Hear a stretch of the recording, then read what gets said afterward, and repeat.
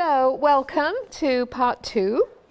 We've got a bit of catch up from part one that I want to fill in on today because we didn't get to classroom culture. You were so busy doing the goals and the criteria. And today we're going to be really focused on gathering evidence and using evidence in formative assessment. So, just to remind you of where we are in this series, we began the first week with the learning goals, success criteria, which, as you recall, are the drivers of this whole process, that we make sure that we have those clear for assessment and for instruction. And we didn't touch on the classroom culture. We touched a little bit, but I want to go back to that so you have a chance to really think through some of the things that the other folks got. Then here we are today. We're going to be talking about really focusing on obtaining and using the evidence that we generate in formative assessment. And then session 3, today we're going to look at everything from the teacher's point of view. In session 3, we will look at everything from the student point of view because student involvement is part of the formative assessment process. So all from teachers today, all from students in week 3. I do want to say that in the intervening weeks we had, and I'm really encouraging you to, hi Diane, I know Diane was on the ELA webinar, and others, we didn't have very good attendance, but the ones that were on the webinars thought they were fantastic. And I have to say, I thought our subject matter colleagues who were here were spectacular. The reason we decided to think about, have these webinars is to think about formative assessment in the context of disciplines, because it looks different according to the discipline, and the importance of disciplinary knowledge to formative assessment. And so these folks, the subject matter people, were just outstanding in terms of how they helped us think through. I mean, I learned a lot. Would you agree, Dan? It was really, really good. How we thought through the implications and the progressions in the subject matter content. So it really was terrific. They are posted, right, Paul, on the website? Oh, thank you. And then we're going to be, so you can listen to them. You don't need to listen to me. Go to the subject matter people. You can listen to me if you want to, but I really encourage you to go to the subject matter folks because their expertise should not be missed. It was so helpful. Any of you in the classroom or supporting people in classrooms, the subject matter content was fabulous. So we're going to be having another webinar series, 2 webinars. One will combine I always want to say high school, history, social science, and hello ladies, history, social science, and ELA, and math and science. So there'll be 2 more webinars coming up. So look out for those. Nicole, you were on the webinar, weren't you? Yes. Yeah. Which one were you on? ELA? Yes. Yeah. So we had 2 from this group who were on, and I'm just encouraging people to go to them because they were so good. All right, so that's the plan for today. You have to excuse my shoes. This is the 3rd in the series. I did a day in Downey, a day in Irvine, and a day here today. And my feet won't stand it any longer. So I'm wearing my trainers all day, and I know they're not professional shoes, but it's either these or nothing. So you didn't notice. Oh, I wish I hadn't drawn attention to them. Okay, so here we have the learning goals again. Understand the purpose of obtaining evidence, and of course interpreting that evidence. So this is the core of formative assessment, getting the evidence linked to those learning goals and success criteria, and then thinking, what does this tell me about the status of student learning here and now in the lesson? Understanding the ways in which formative assessment opportunities can be embedded in the lesson. And remember, formative assessment isn't about an external test that you just parachute in. It's opportunities in the lesson. And as you'll hear me say more than once today, a good instructional task can be a good assessment task. We'll address that. to think about the range of pedagogical responses based on evidence. And what you're going to do, unless you are planning a subsequent lesson based on the evidence in the first lesson, a lot of what you're going to be doing in formative assessment is responding to students along the way. So it's not that you're going to wait, give a test, and then decide on the next lesson. A lot of the practice will be responding to students in the here and now. A woman from the University of Cambridge in the UK talks about formative assessment focused on the here and now of learning. We're going to spend some time on feedback, what high quality feedback is, and we'll do more of that in these subject matter webinars as well. Then you're going to apply your understanding. We've got examples of practice. And we missed out on the segment on classroom culture last time, and I said I was going to begin with it this time, and so I will. And so the classroom culture. So there's a lot of goals for you today, but I know you can do it. Smart group, I know you can do it. So at the end of this session, you should be able to explain the purpose of collecting evidence to a colleague. Why would you collect evidence? Well, you can explain that. Describe how formative assessment opportunities can be embedded in the lesson. Plan evidence gathering aligned to the learning goals and success criteria, and you'll hear me say a lot more about this idea of alignment between the goal and the criteria, and then explaining the characteristics of effective feedback. What constitutes effective feedback? Okay, so that's the plan. Those are your goals for today. Those are your criteria. So we'll come back to that at the end of the session, and as in the previous session, if there are things that you feel I'd like to learn more about or I'd like to read again about, then you've got the book, and I'll direct you to some of the pages in that. So here's our agenda. We are going to share homework, and so I hope everybody's done some. Otherwise, they're in trouble.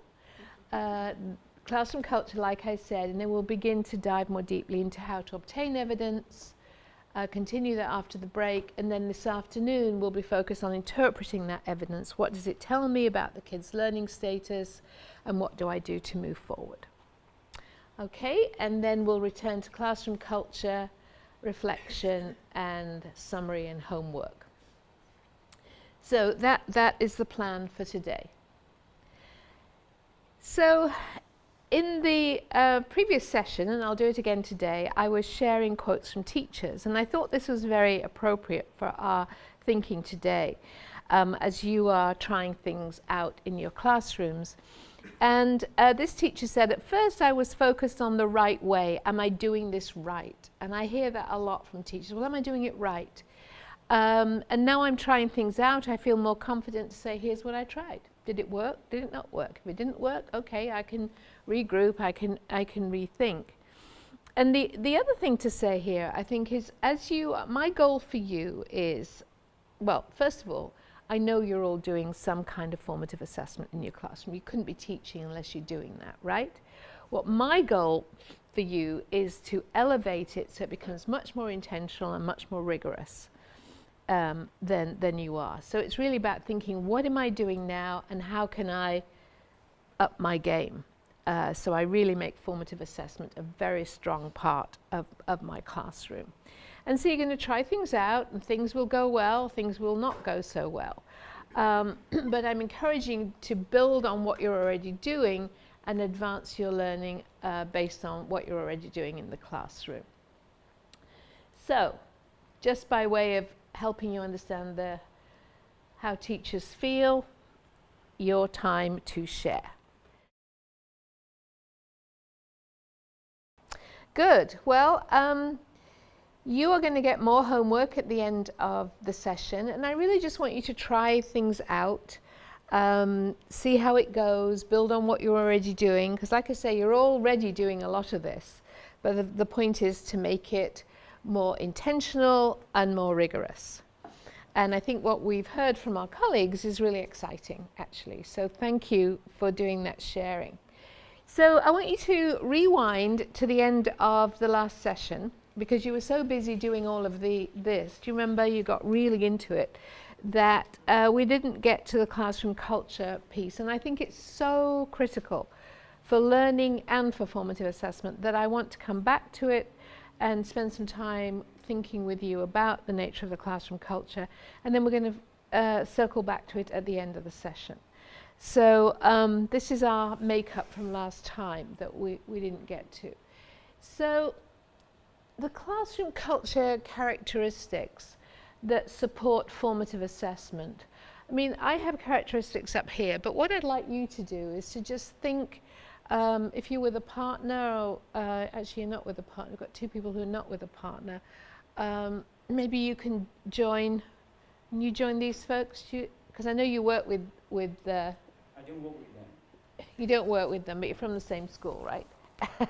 So it'd be good to have the conversation. Because we are going to do a lot of discussion. Maybe you don't need to move at this point. Now, no nastiness, I'm watching. Play nicely, children. Just maybe at the top of your mind, just think of some words that spring to mind based on what you know about classroom culture, what you know about learning, what you've thought about with formative assessment. What are some attributes or characteristics of the classroom culture that you think are going to be really important? And we'll think about formative assessment. Of course, these apply to learning as well, but our focus is formative assessment. So what would you say? Just shout anything out. Communication. Prior knowledge. Clearly stated goals. Classroom management. The classroom management. Respect. Taking risks. Yeah, and of course that will help if the learning goal is appropriate, that they don't feel, and that you spend time helping them understand. So respect. Yes, Lynn said respect as well. Safety. Nice.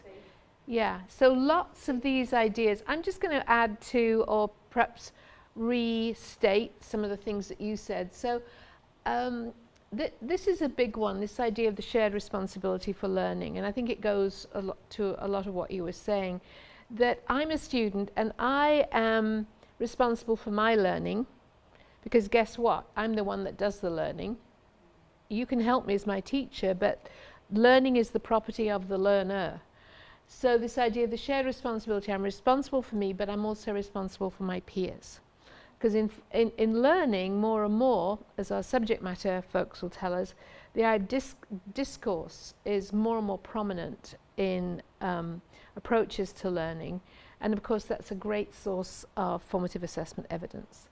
So this idea of shared responsibility for learning, positive interactions modeled, and I think that's about safety. You said communication, Jennifer. So the kinds of ways that teachers speak to their students and the ways that students speak to each other. And I think if you can recall the videos I showed you last time, the positive interactions. Kids, and that goes to feelings of safety, that I'm not stressed, I'm not feeling that I'm going to be hauled out and sanctioned in my class. The supportive collaborative relationships, more and more our pedagogy, I mean, this has always been good pedagogy built on learning theory, but more and more our pedagogy is going to discourse, collaborative learning. So we want collaborative relationships, that kids know how to work with each other. And we'll talk more about this next time, but you know, this is a core goal for employers.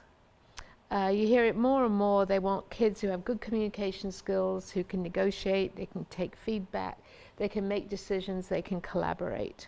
The world is much more complex, and so this is what, we've been told this for years, but now it's getting really serious. So mutual trust, I think trust came up. I've got to trust my teacher and I've got to trust my peers, and of course that trust develops as a result of all these different attributes. And then I think this is, sorry, remind me of your name again. Wendy. I think this is what Wendy was saying, the routines, the participant structures, the expectations, the management. Was it you, Xavier, said management. This is the management what are the expectations, what are the routines, what are the structures you have in place that are going to enable all of this.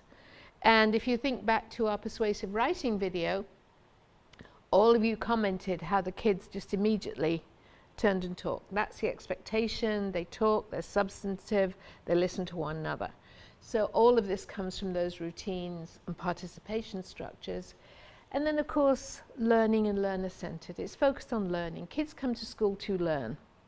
That's the bottom line. They come to learn.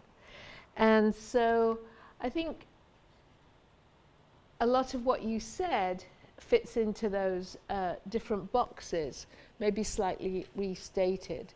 And the positive classroom culture for formative assessment. And we'll keep coming back to this. And we'll think specifically at the end of the session about this relating to evidence gathering. What would you add? Well, you already added it. I did it a different way around. I was going to do it this way around, and I decided we'd go with you first. Do you want to add anything to that, based on, is there anything that springs to mind that you feel we haven't mentioned? Yeah, the positive, that's a nice point. The environment, the way that the physical environment supports that as well. You know, through the anchor charts, through the images that are shown, the organization. Can you actually have collaborative relationships? Because it's hard to do that if it's in rows. Right.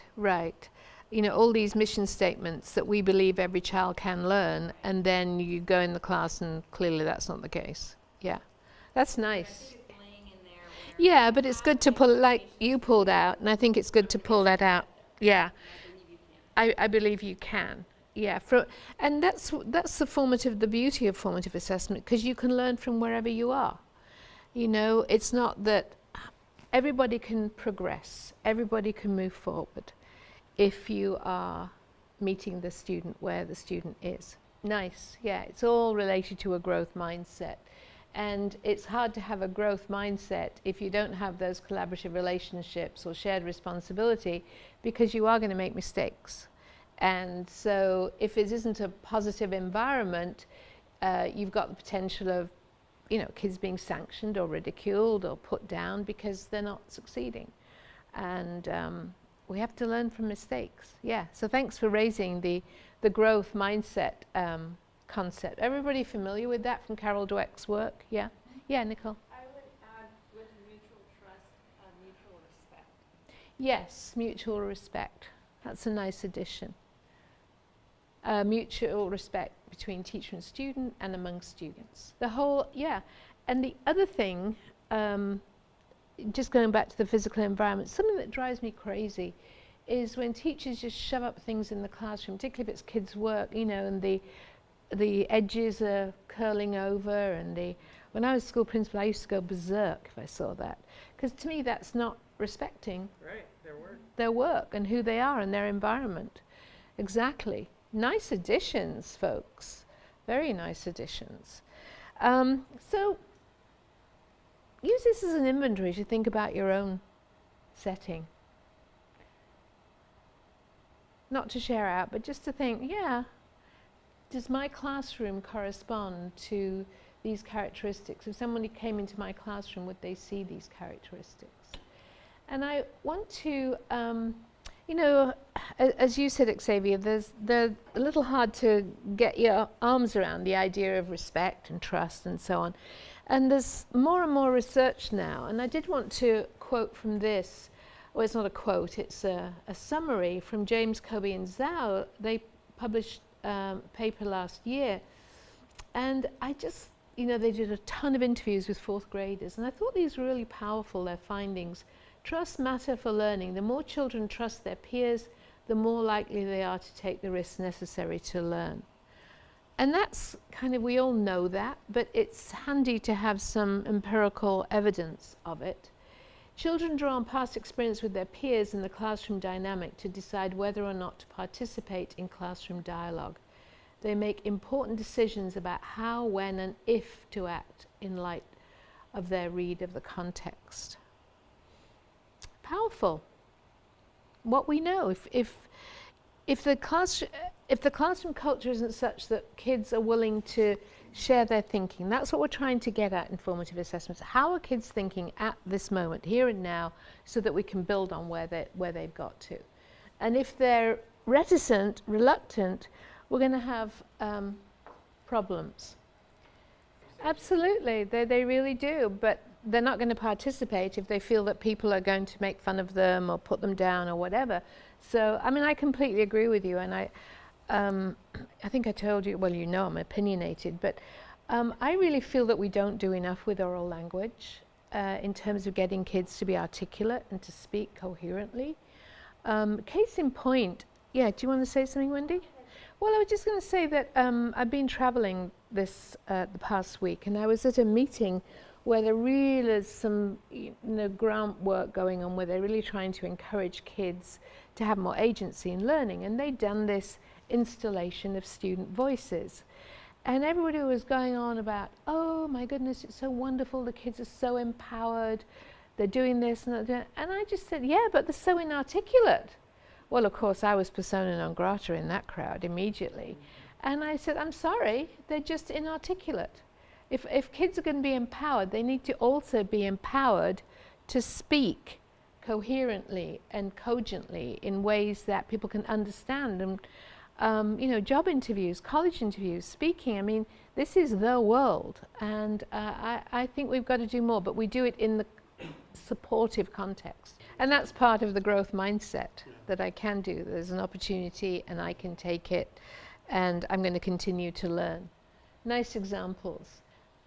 What we see children do may not reflect what they're capable of. That has real implications for formative assessment.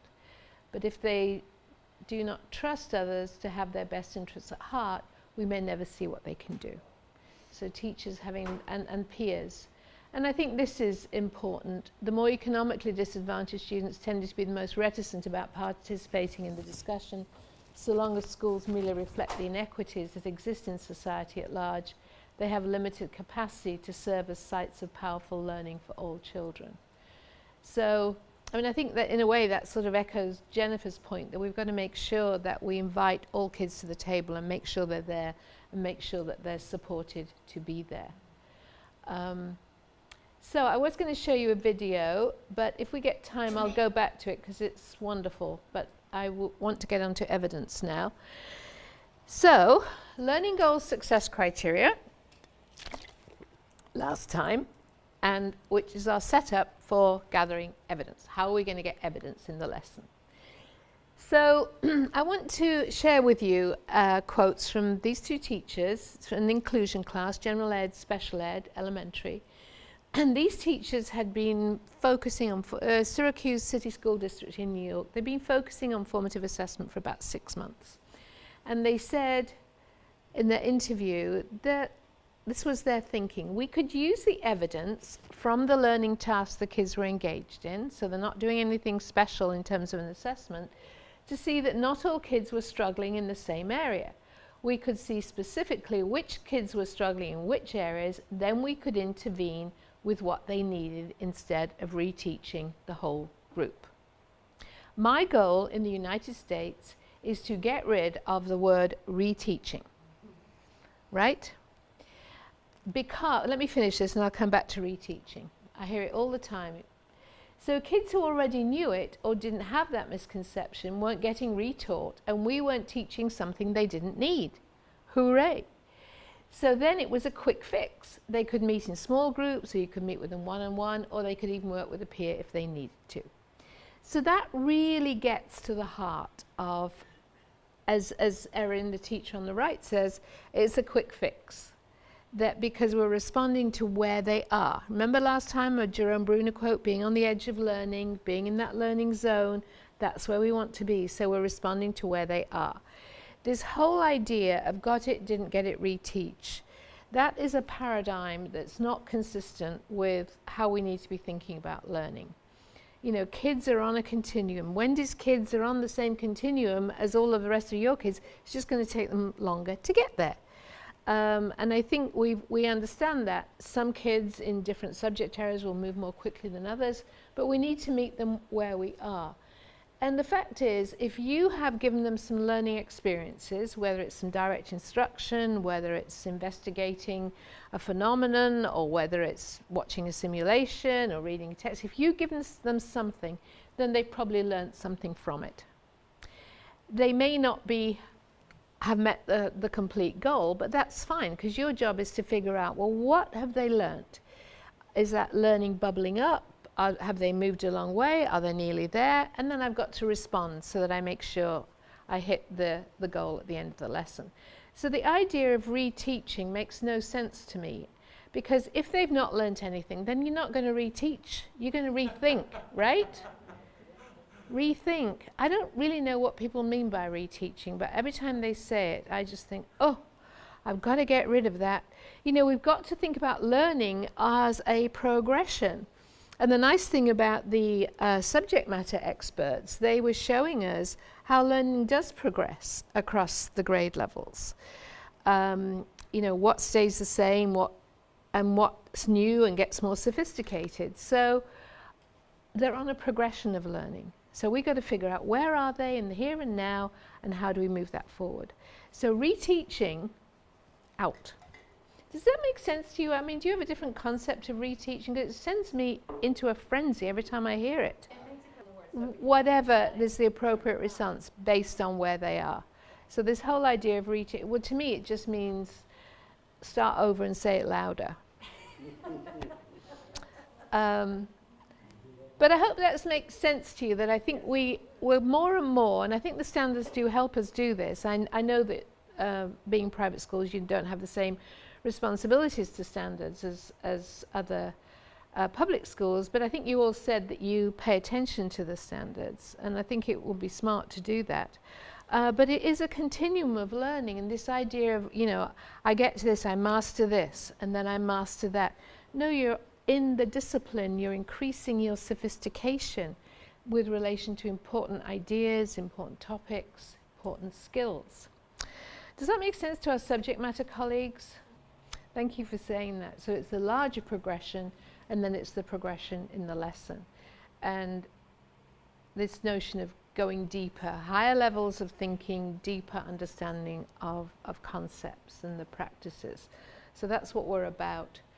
Well, thank you for indulging me on reteaching, and thanks for that contribution. That was really helpful.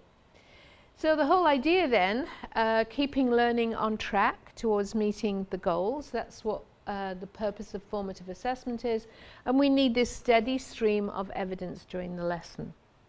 And that's really going to be our focus for today.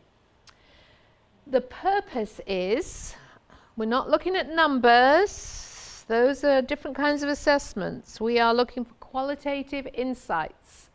Where is my kid now? Where is my class? Where is the student? Where is this group of students in relation to that progression through the lesson? So qualitative insights. And if you're not getting qualitative insights, then that's a time to rethink what you're doing in the lesson from the perspective of formative assessment. Now, let's go back to the guiding questions. Who can remember them without looking at their notes? 3 questions that anchor that feedback loop. I love all of that. Excellent. That comes into the where am I going? And why am I going? Yeah. Love that you said the why there. Diane? Where am I now? Where am I going? And how do I get there? Where to next? Now, we focus on the where am I going. Now we're going to be thinking about where am I now and where to next. And remember, the whole idea here is closing that gap between where you start the lesson and where you want them to end up. And I'm going to show you a video in a second, and you'll see how kids are straddling that continuum. Some kids are ready to move on. Other kids are coming up slowly. They're making progress, but they're not moving as fast, but all to close the gap. And remember, just to remind you, the learning status at the beginning, the end of the lesson, 1, 2, 3 class periods, the gap, and then formative assessment as you are obtaining that evidence to help you take action to close the gap. Here we are, remember this? So this is where we were last week, I keep saying last week, last month. in the red zone. And we didn't talk about building blocks last time, which is why we did the subject matter webinars. So if you didn't listen to the subject matter webinars, I'm really encouraging you to go back and look and listen, because they were really very, very good in terms of thinking how you get to lesson-sized learning goals from this larger progression of learning. This session, we're going to be in the blue zone. We're going to be focused on intentionally obtaining. Now, that doesn't mean to say that evidence doesn't pop up that you weren't necessarily looking for or had planned to obtain, but the notion of formative assessment as intentional practice. This is intentional while my students are learning. So I'm going to show you, last time I showed you a lot of ELA, this time I'm going to show you a lot of math. I don't want any whining about, well, I don't teach math, because that's not the point. I don't want any whining about, this isn't my grade level, because that's not the point. The point is to look at what the teacher is doing. Okay, you probably have a few more insights if you teach math, Javier, but that's not the point here. And I get teachers like this, well, that's not my grade level, well, too bad. Well, that's not my subject. Well, be analytical, look at this teacher. So this is a video from the teaching channel, and your job is to identify how she is collecting evidence of learning. How is she collecting evidence? My name is Audra McPhillips. I'm a math coach for the West Warwick Public Schools, and I taught an 8th grade lesson at Deering Middle School today on conjecturing about functions. If you remember yesterday, we were looking at a set of different functions and we were trying to come up with different conjectures. The heart of the lesson, 8th graders are expected to be able to not only understand what functions are, but be able to represent them in a variety of ways. For a couple of days before this lesson, the students had examined a particular set of functions. So we started the lesson today by having them share their thinking with the class. So we proved that by making a picture of the dots. What up there convinces you? Oh, well, there's the dot in the middle stands for the extra one. And then... But I think more importantly, this lesson and this series of lessons is really getting them to move beyond the set of problems that's provided, to start to notice important math structures and to really make a conjecture. X should be the number of minutes and Y should be the total. When they get to the point where they're making a conjecture, they're really engaging in deep math reasoning, which is what the Common Core is looking for. I want you to take a look at these 3 different patterns, okay? There are 3 of them. There's pattern A, pattern B, and pattern C.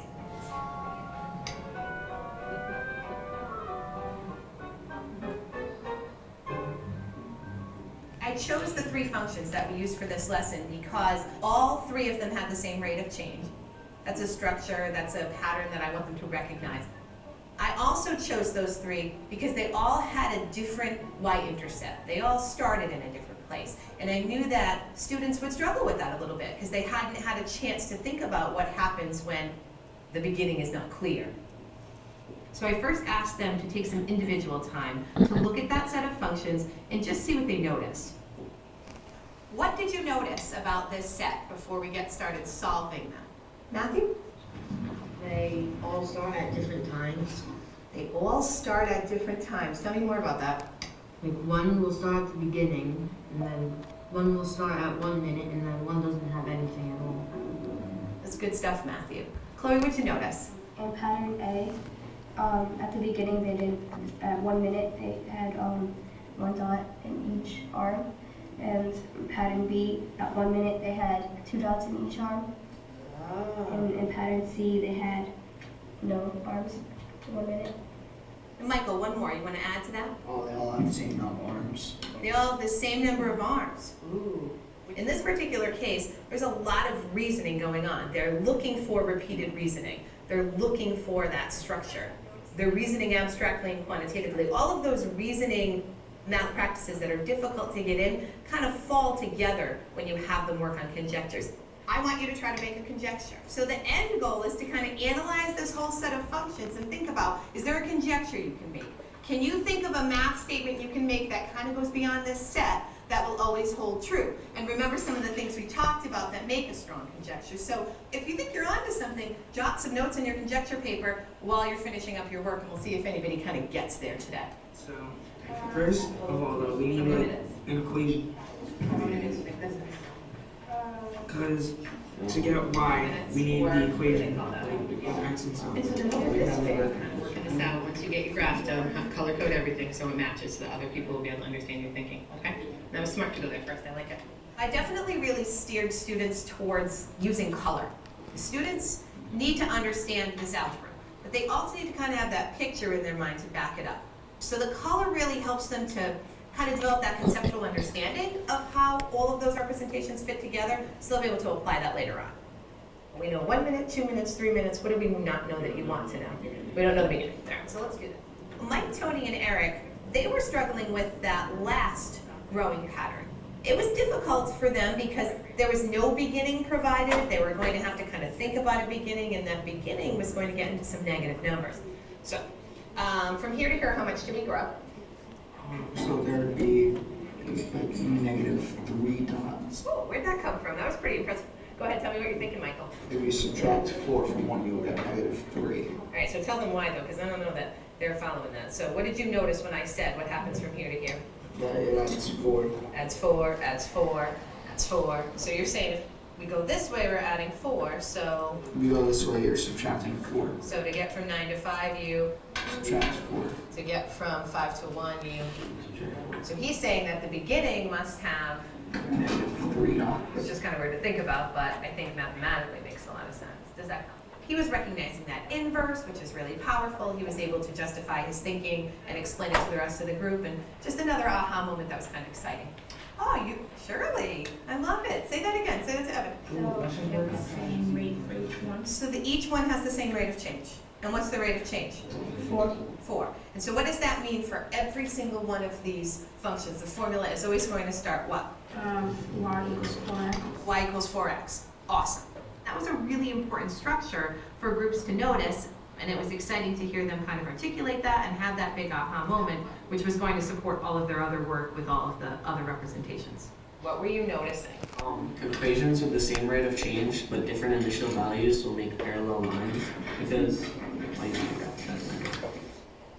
Zachary and Stephen were kind of the first group that had gotten beyond the problem set at hand, gotten beyond solving and representing equations that have the same rate of change. So tell me about that. These all have the same rate of change? Yeah, this one goes up by 4, this one goes up by 4. They had graphed 2 of the functions on the same plane, and I could hear them talking about the fact that they were parallel. So I immediately jumped into that conversation because I was kind of excited that they were noticing that phenomenon. They're all going to relate. They're all going to end up being parallel lines. And you've only graphed 2 of them, so what do you think? This is your 4x, this is, I like your key, thank you, this is your 4x plus 5, 4x plus 1. So where do you think the other one might fall? Probably right to the right. Okay. They were really starting to notice an important math structure that went beyond the set of problems, and they were really starting to make a conjecture. I've noticed some people already starting to notice some important math structures, some things that might get to the conjecture point. I don't think we're going to get to the point where you can all make a very solid conjecture that we can try to reason about. I think we'll save that for tomorrow, where we kind of get to the final. At the end of the lesson, after students had worked on the problems, they worked on an exit slip for me, so I could see where their thinking was at the end of the lesson. And then I asked them what they noticed, and I was excited with some of the results. If you had to pick 2 or 3 math practices that you think you engaged in the most today, that were the most helpful to you while you did this work, go ahead and chat with each other. I think it's really important with the Common Core standards, since the standards for mathematical practice are tools for the students. These are tools that they need to kind of hone throughout their K-12 experience. If they can do these 8 things, they're going to be successful with any kinds of problems. So I want them to really stop and think about their own thinking. What strategies were you using? Which math practices were you engaging in that allowed you to be successful with this lesson today? Michael's group, I heard you guys talking about something good. What was it? Look for and make use of structure. All right, so go ahead and find the yellow one, guys. Look for and make use of structure. So, Michael, why was structure important in this lesson? What was your group discussing? We were discussing on how to find the beginning and the path, like the constant rate of change for each problem. So Michael's saying we had to look for important math structures while we were building this function. We had to look for things like rate of change and y-intercept and beginning. And so he said they were examining all those structures to kind of make connections. So yeah, I think people who make good conjectures use structure really well. This is the kind of lesson that generally takes 2 days. They're solving these problems, but they're solving them as a tool to kind of go beyond. And they were already getting to that point today, which is good, because that means tomorrow they'll be able to, test it with a wide range of items, continue to color code their work so other people can understand it, and most importantly, really try to get down to the math of why is this conjecture seeming to be true.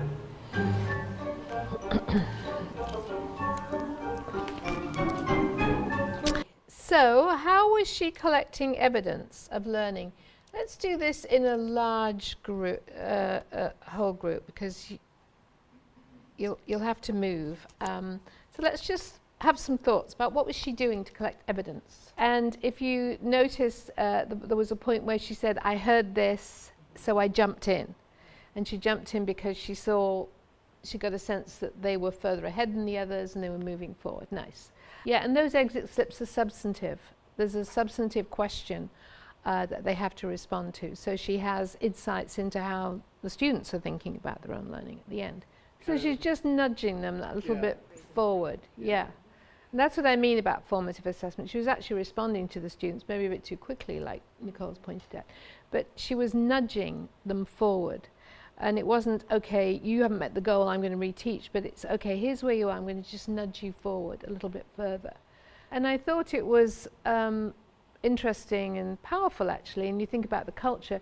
She asked the group that probably was struggling the most to talk about the practices, acknowledging that they were saying something really interesting. Hi, good morning. They were saying something really interesting about that. Yeah, and that's why I think it's always good to look at other teachers' practice, not just to look at what they're doing, but to reflect on your own practice. And I think that's a nice point, that we get a bit too celebratory. Okay, you're moving forward and you're learning, good. This is about learning. This is our classroom. This is what we do. There's no need to go berserk at every opportunity. Yeah. And anything, I think you caught all the things I was hoping you would catch from that. I just wanted to go over some of her questions again, because when she started with the whole class debrief, what up there convinces you? What's not what's right, not what's wrong, but what up there convinces you about this? So that I thought was a strong question. And then she asked a lot about what do you notice? What do you notice? And then tell me more. When a student said something, tell me more. Again, not saying that's right, but tell me more. Because you're really wanting to get, again, those qualitative insights into their heads. So there was no formal assessment, but that's what I'm talking about with embedded assessment, like you saw with Kate Roberts. Because if the lesson is well structured, it enables formative assessment opportunities to arise in the lesson. Where's my... I'm losing my mind. I've lost my clicker again. Okay, well, is it at the podium? Yes, it's at the podium. Good, I'm glad you couldn't read my behaviors. What made it possible then? Let's think this for a moment. What made it possible for her to be able to do formative assessment like she did? Class was participating. Yep. And remember, she's a math coach. This isn't her class. So that tells you something. And that's important, 101 teaching, building on prior learning. If it's not, a stamp on every pre-service teacher's forehead, then something's wrong there. But it's that, as our math expert was saying, it's that continuum. They're building on this learning. And I think that's really well said. And you can take that across the disciplines. That, your case in point, Jennifer, with the exploration of the evidence that they were using it for both sides of the argument. I mean, that really is an exploration. And as soon as you put those narrow tram lines on kids, that's where it just becomes a learning is a narrow tram line and not an exploration of really building up those fundamental concepts. It was interesting in the group yesterday, I had a, you're going to do it later on figuring out evidence, and I had somebody who said she wanted them to calculate the perimeter of something. And I said, so what's the conceptual understanding there? Well, I just want them to do the calculation. And I tried to explain that, you know, procedural fluency and conceptual understanding go together, but you've got to hook your procedural fluency onto something. And I don't know why I'm saying that in front of a math expert, but anyway, I am. So this idea of not being within the tram lines, and sometimes they're going to go over here, but because you know where you want them to end up, they're going to come over here. Now, what do you two, what I said now? You spent the whole time laughing at me last time. Narrow tram lines? Narrow tram lines. What is that? Be bicultural. What do you think? In European cities, they have trams. Do you not know what trams are? So if you have tram lines, those are the lines, the rails that the trams ride on, that go on. They're narrow, but I'm trying to make the point here. Oh, I see, an English teacher being so picky and specific. What I'm trying to make the point is probably not, yeah, they are pretty narrow, but they don't allow for a lot of exploration because the path is set. The trams keep going. Miss Picky, are you okay?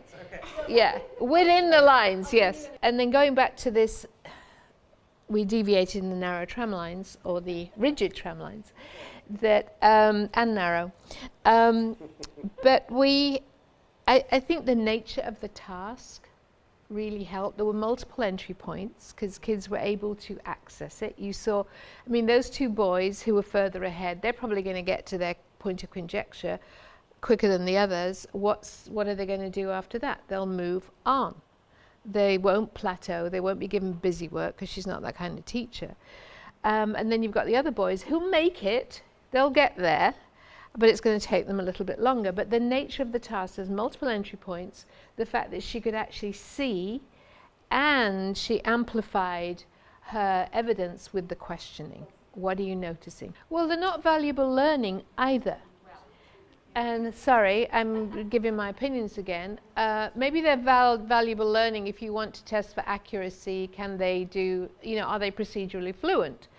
But in terms of really learning the mathematics, constant worksheet, and I'm here to tell you, so many American classrooms, it's learning by assignment. I'm giving you the assignment, now go do it, and then I'll grade it. It's not engaging in inquiry, exploration, discussion, really getting deep into the weeds of the thinking.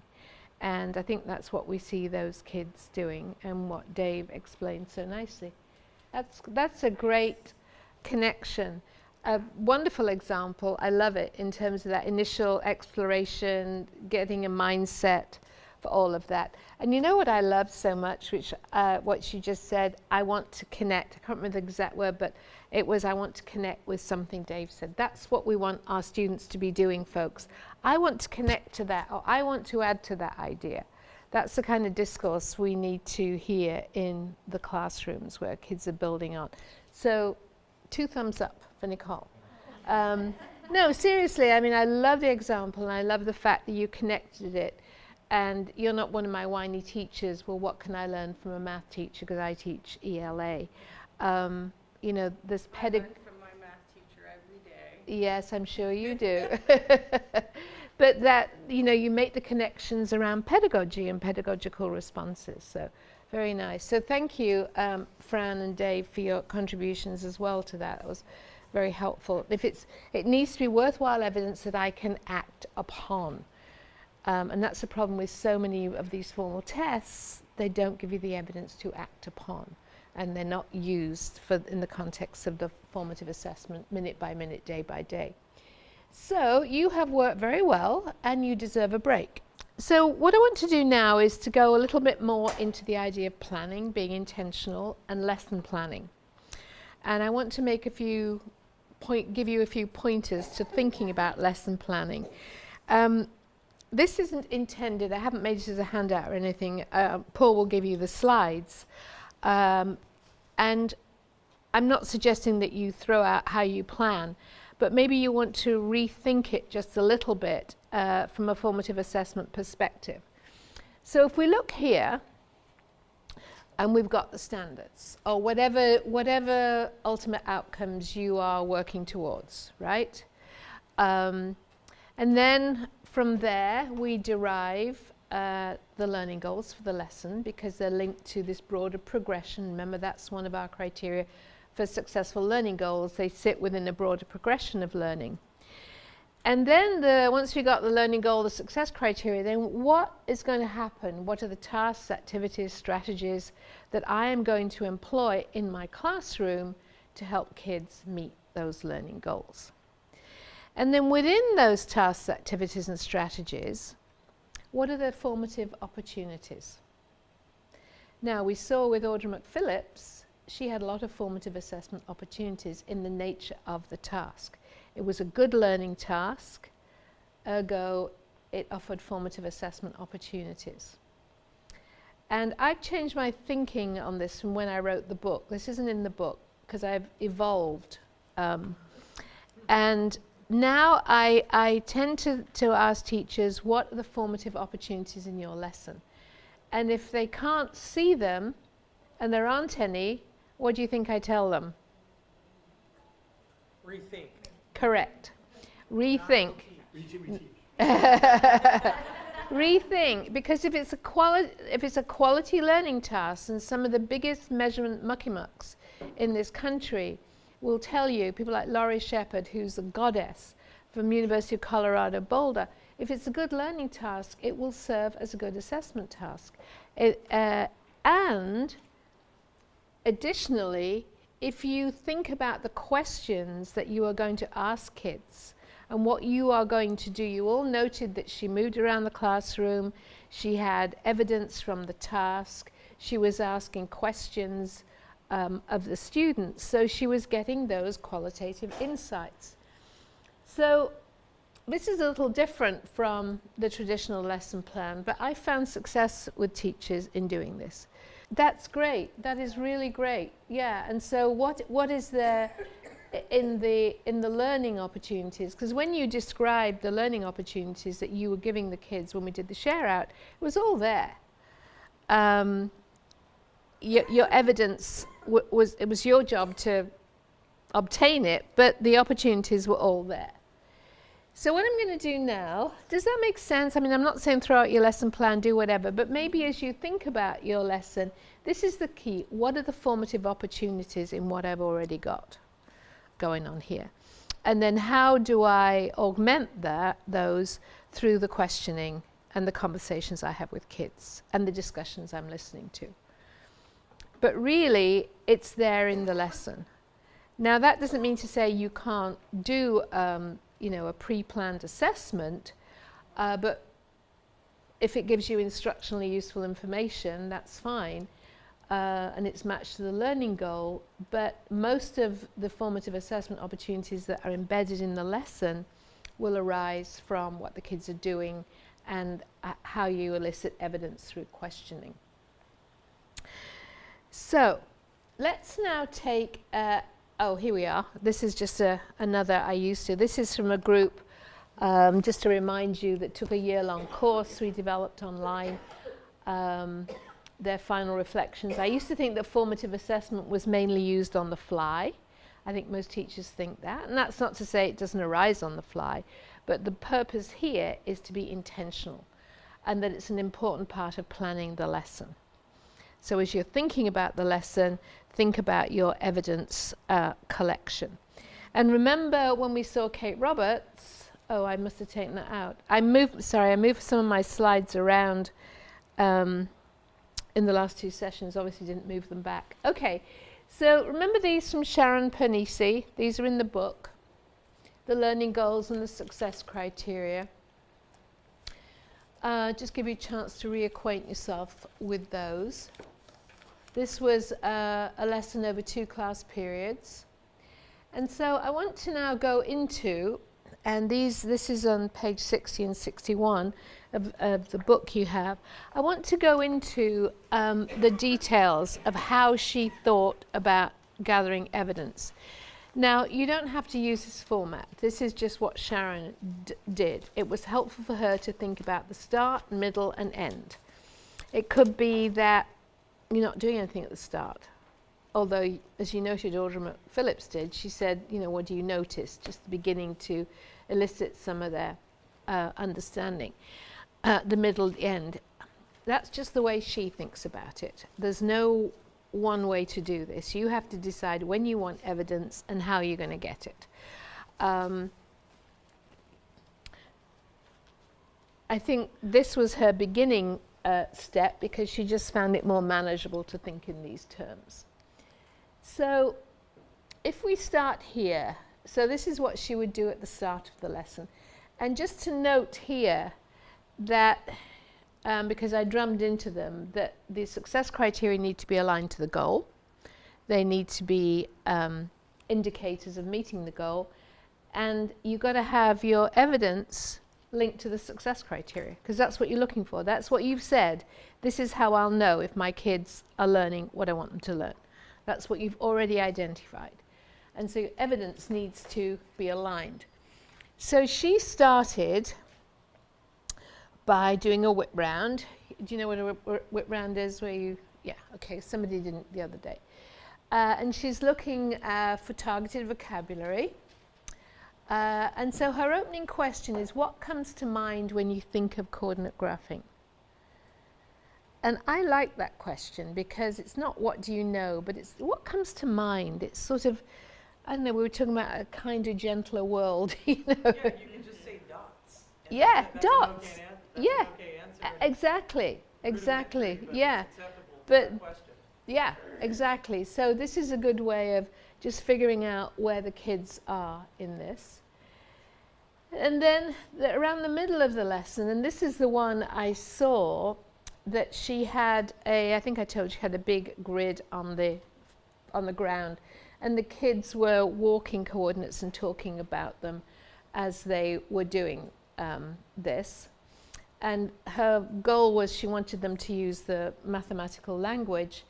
And then she moved them into so she got some evidence, but this is where she really got meaty, because the kids were in small groups and they were building this fictional town called Robertsville using coordinates and using the 4 quadrants. And so what do you think she was doing while the kids were working? Walking around, asking questions. So the nature of the task was such that she could get some insights and then asking questions about, and we'll get to the questions in a moment.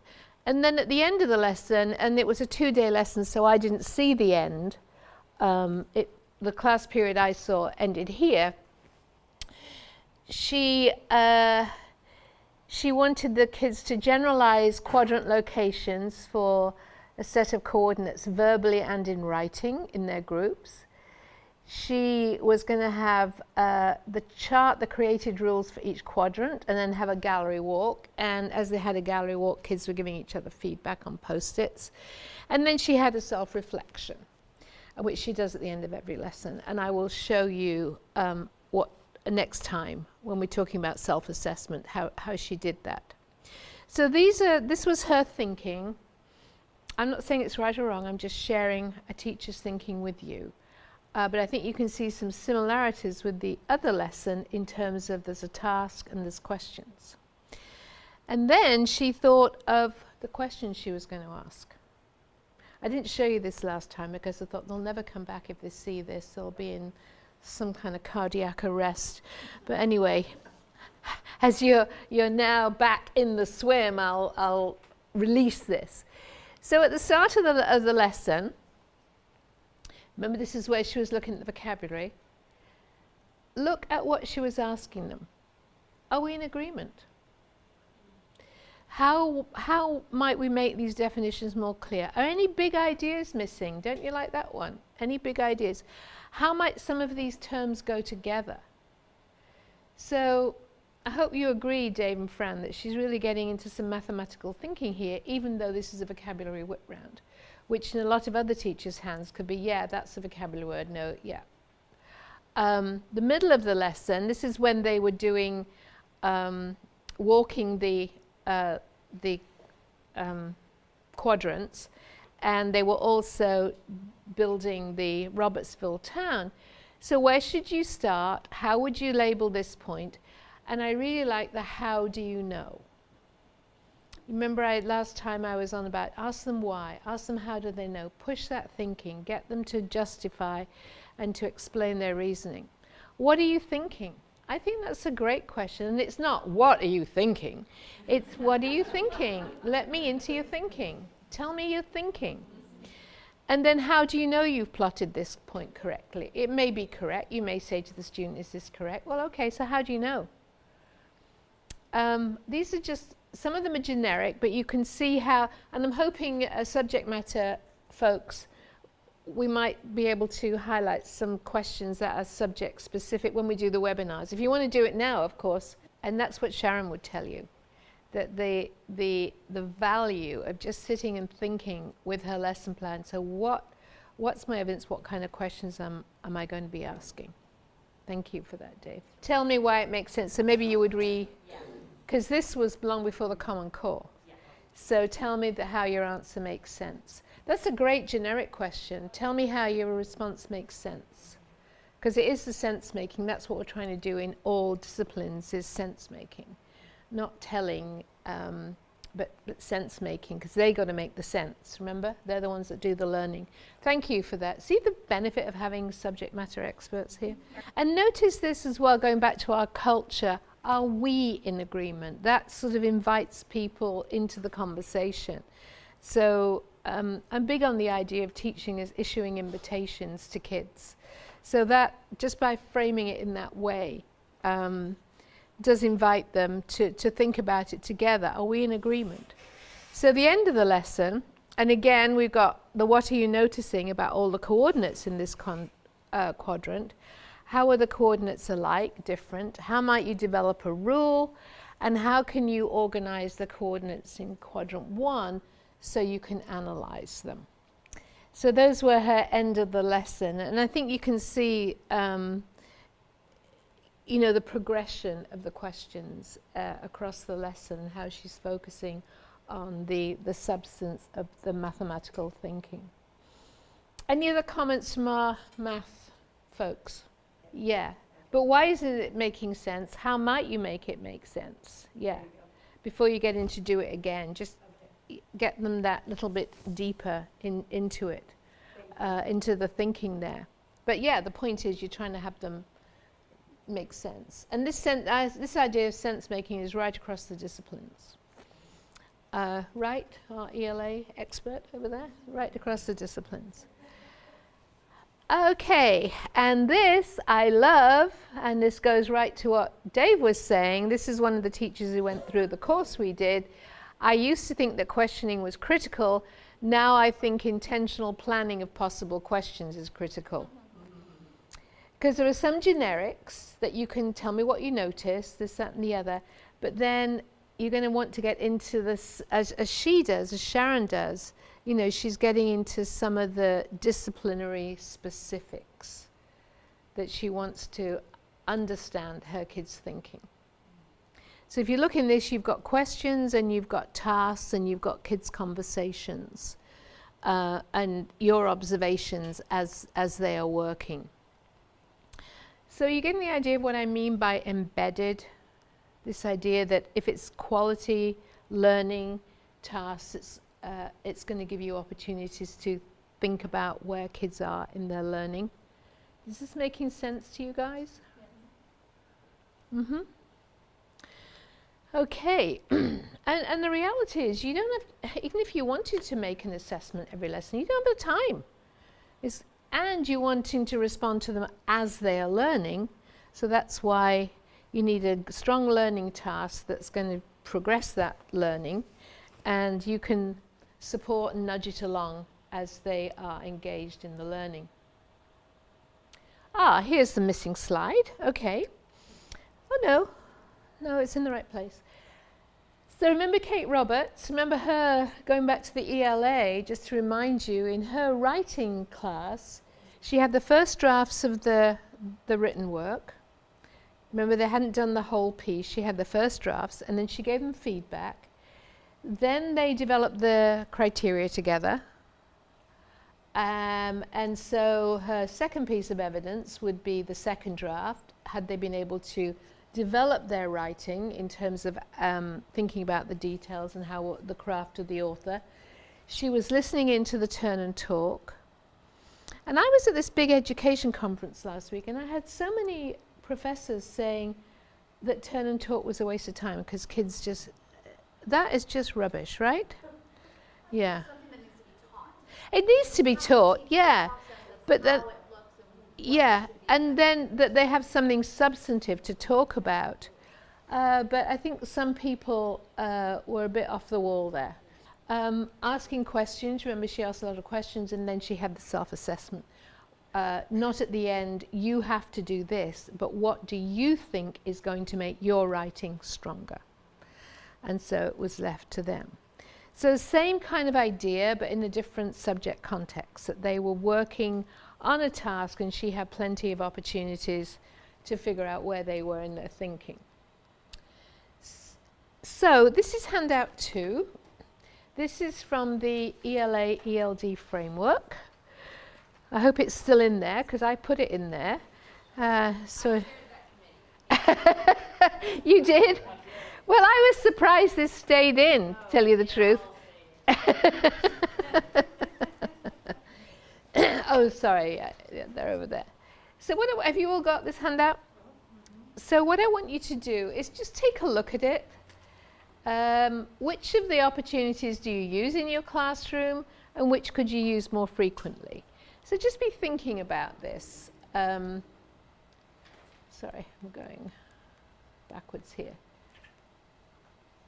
So as you look at the handout, what do you do a lot of? What could you do more of? And as you'll see, before you start looking in detail, I want you to notice this. I'm not asking you to notice, I want you to. And this gets back to the got it, didn't get it, reteach aspects, because we're looking for the current learning status, any difficulties and misunderstandings, and those emerging or partially formed ideas or the full understanding. So it's thinking of it as a continuum of learning. And where are the kids in the development of these important ideas? Because if they're not important ideas, then they're not worth teaching, right? Or worth learning. So notice that, then some of the uses and actions. So spend a bit of time with that, just thinking about your own practice. So, any insights, thoughts, reflections from doing that? That's right, that's the gap, you know, we want them to progress, and there's going to be a gap, so how are we doing it? Yeah, nice. The previous 2 groups I had said they all felt they needed to do more for the kids' own self-assessment, their own self-reflection. Yeah. And we're going to be doing that next week. And for you, especially for you next time, and especially for you, Wendy, I'm going to include a child who has a teenager with severe cognitive disability doing self-assessment. So this will be for Wendy. Well, for all of you, because it's pretty powerful when you see this student. Well, you know, it's hard because we're all general education, and I see you making connections to what you're doing really well, but it's nice to just have, Okay, so now over to you. I'm going to put you to work because your job now is to go back to your posters that you created in the last session. And what I want you to do is, first of all, review them. Are you still happy with them? Would you revise them? If you've already taught the lesson, I'm afraid you're going to have to do some new goals and criteria, but that'll be extra practice for you.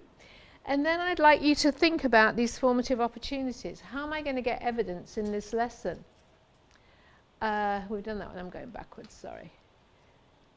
So I'll put the lesson plan up for you so you can see it. But basically, I want to know if this is your goal, These are the indicators that you have said you are going to use to decide if kids are meeting that goal.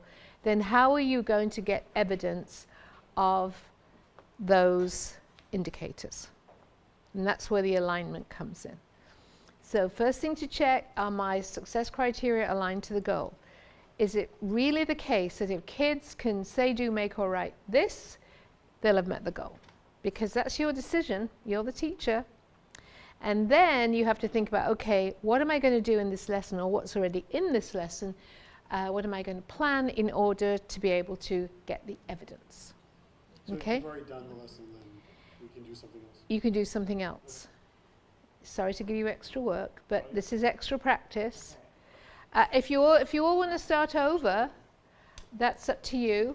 But basically, I'm going to give you about 25 minutes to really think about. You can use the handout I've given you to really think about, how am I going to obtain that evidence in this lesson?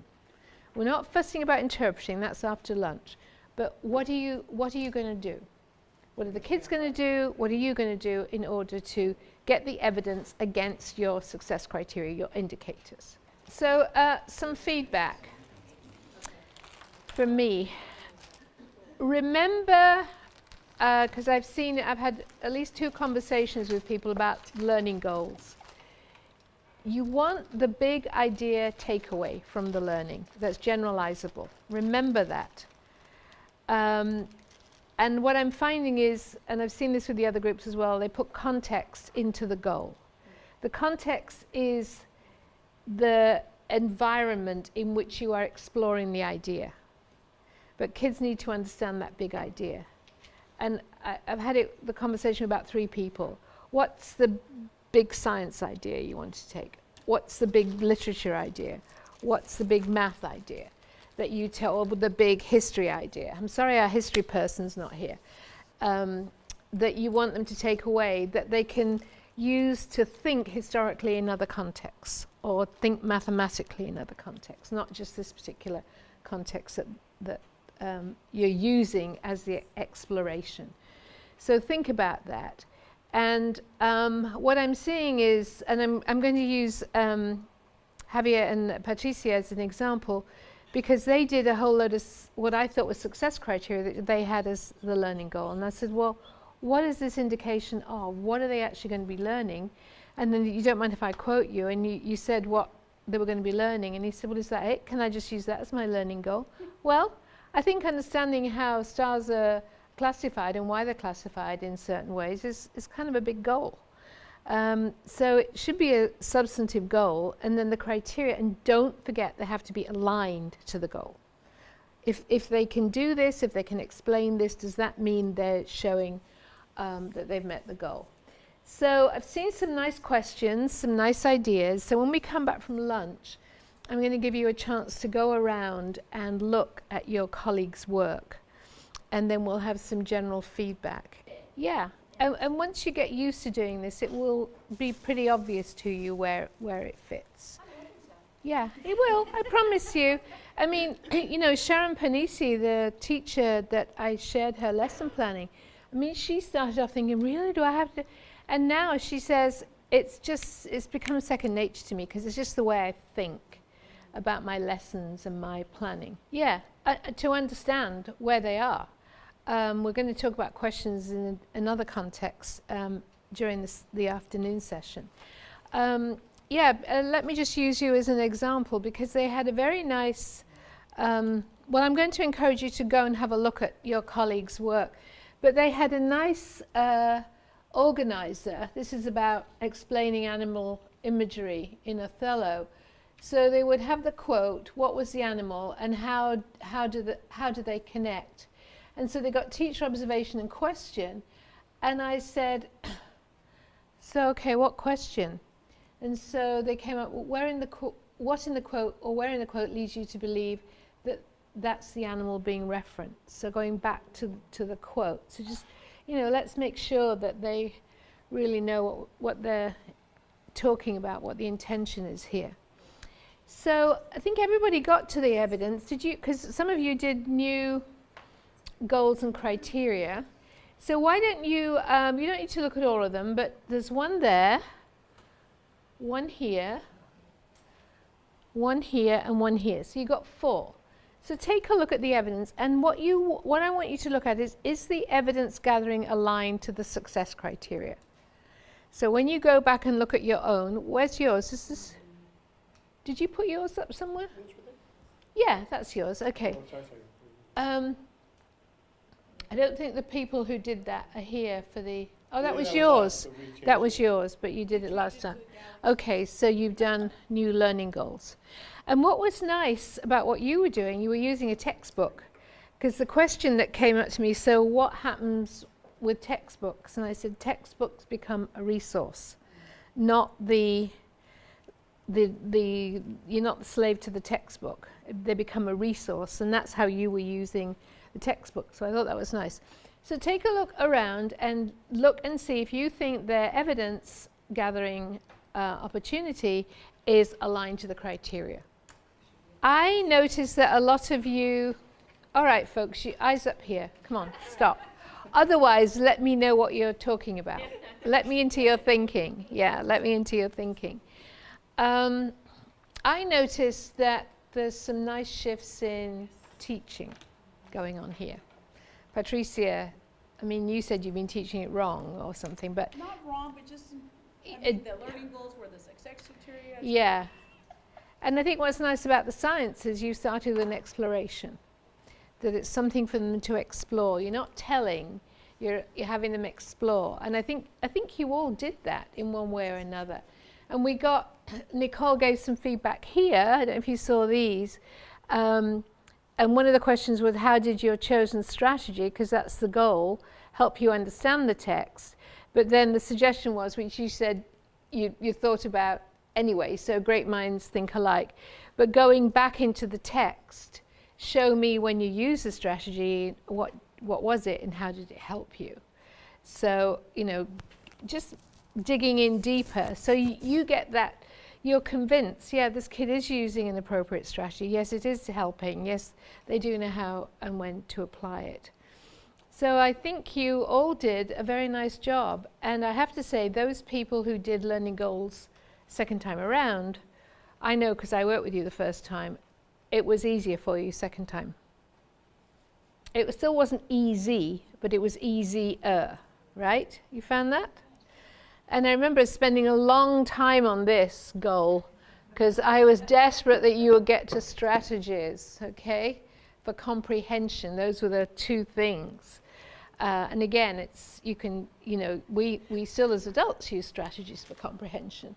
So nicely done. Any final comments about that? Because this is what I want you to try back in your classrooms with any kind of ahas that would be good to share across the group. Nice feedback as well.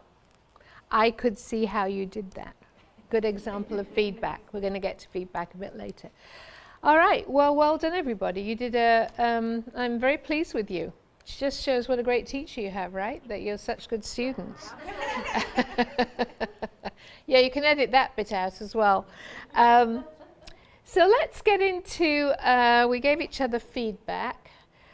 This afternoon, we're really going to focus on interpreting the evidence now.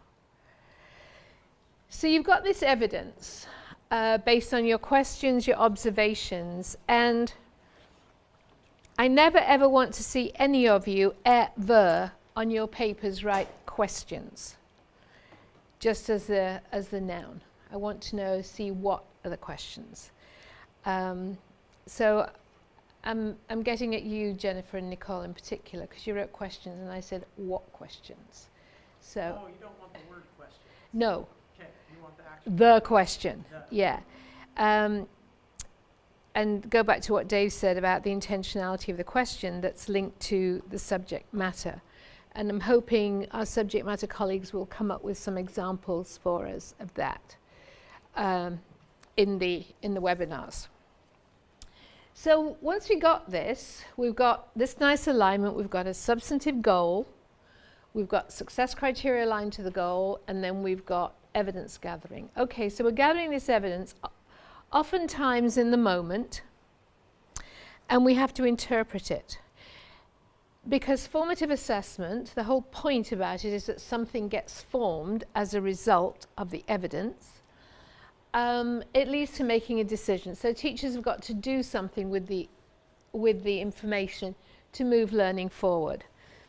And if it's substantive learning, then the learning, and I think we saw that with Audra, I'm going to show you another, I'm going to show you a kindergarten. Have you any kindergarten teachers? No. Sort of, yeah. How you just nudge kids thinking along from where they are. Okay, so here's a suggestion. Here's something else. Why is this happening? So you're just beginning to nudge them along as they progress through the progression of the lesson. So remember this, learning at the beginning, this is where you want to be. So really the question then becomes, as you have, you're obtaining your evidence, so what does it tell me right now about where my kids are? And often you have to, well, most of the time you're having to make that decision in situ. I mean, with the math lesson we saw, she did a lot of that in the moment, nudging them along, and then she said at the end, okay, based on where you are today, here's where we're going tomorrow.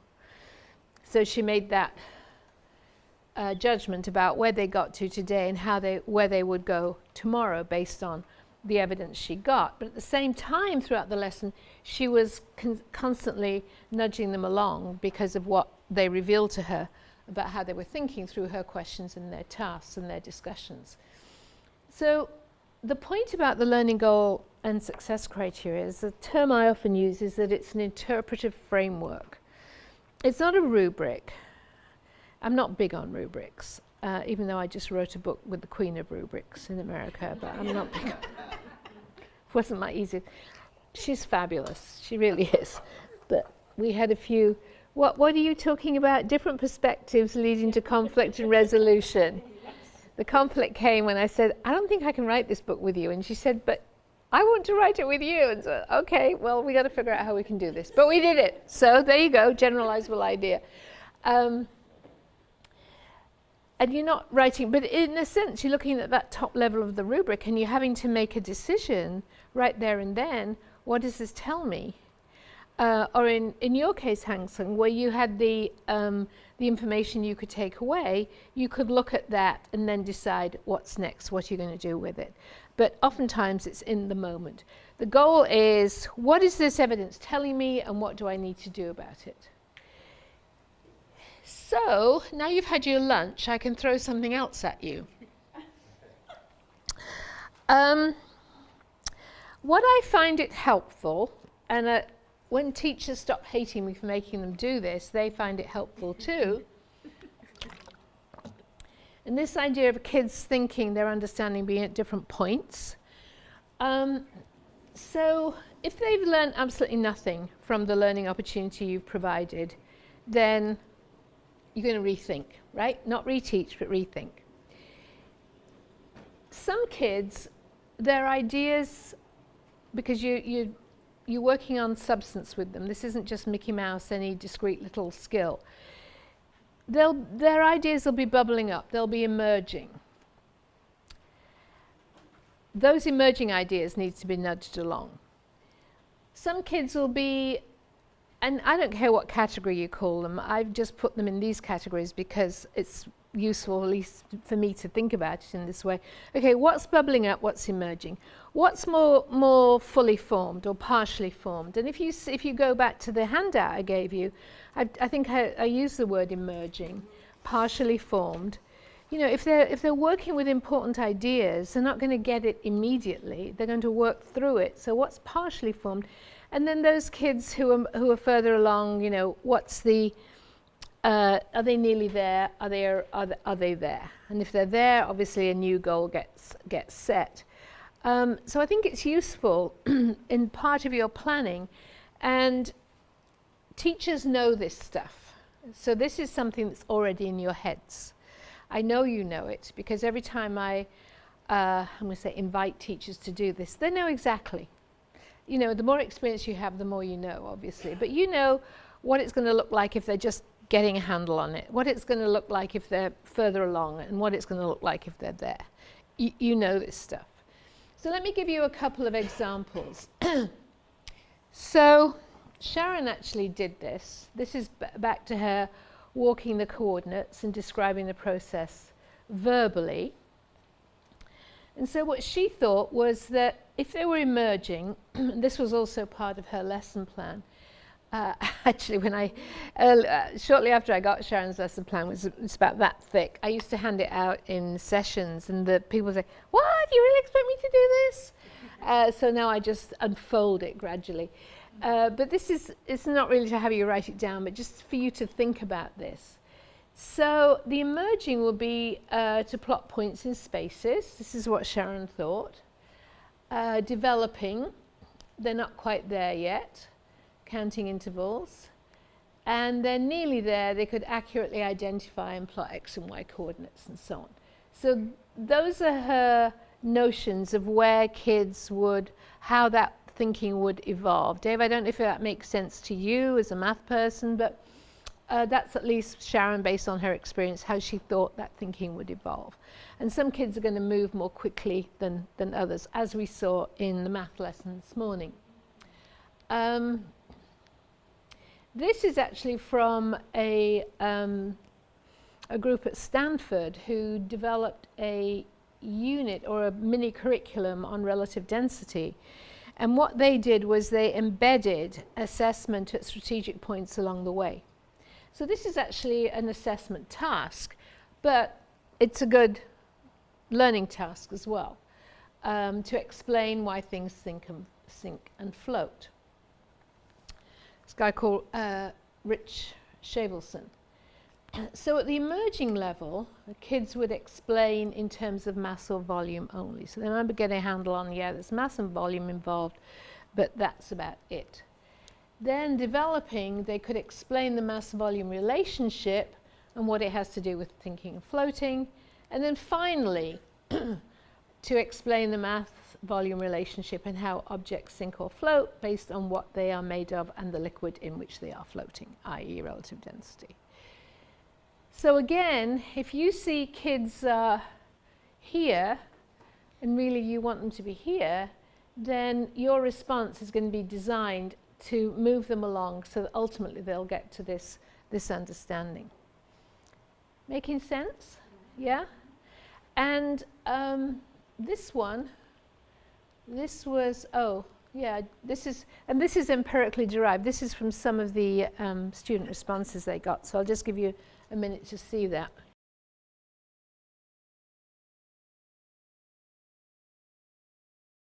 And then this, I think I mentioned to you the school. I'm actually going to show you a video from Skid Row, the school on Skid Row that I've used a lot. And these are English learners, 3rd grade, and they'd been reading aloud. The teacher had been reading aloud, and they'd been discussing books on rocks and minerals as part of their study.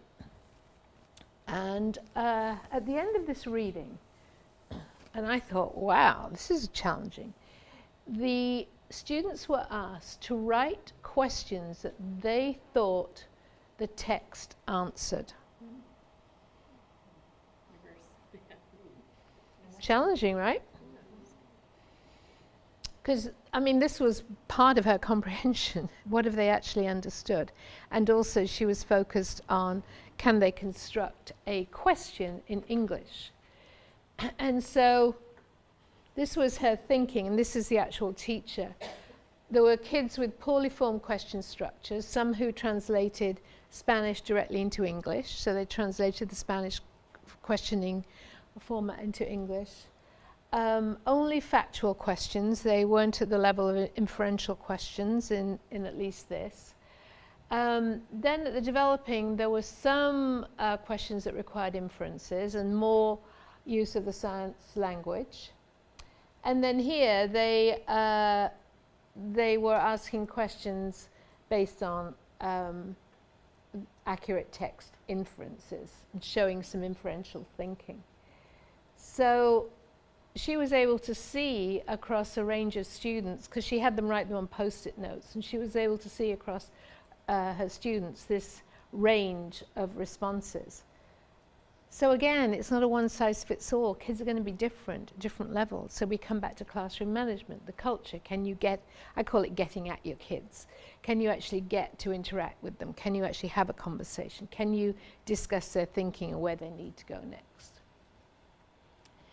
So what I want you to do now, is take one of your formative assessment opportunities and just think about the range of responses you might get.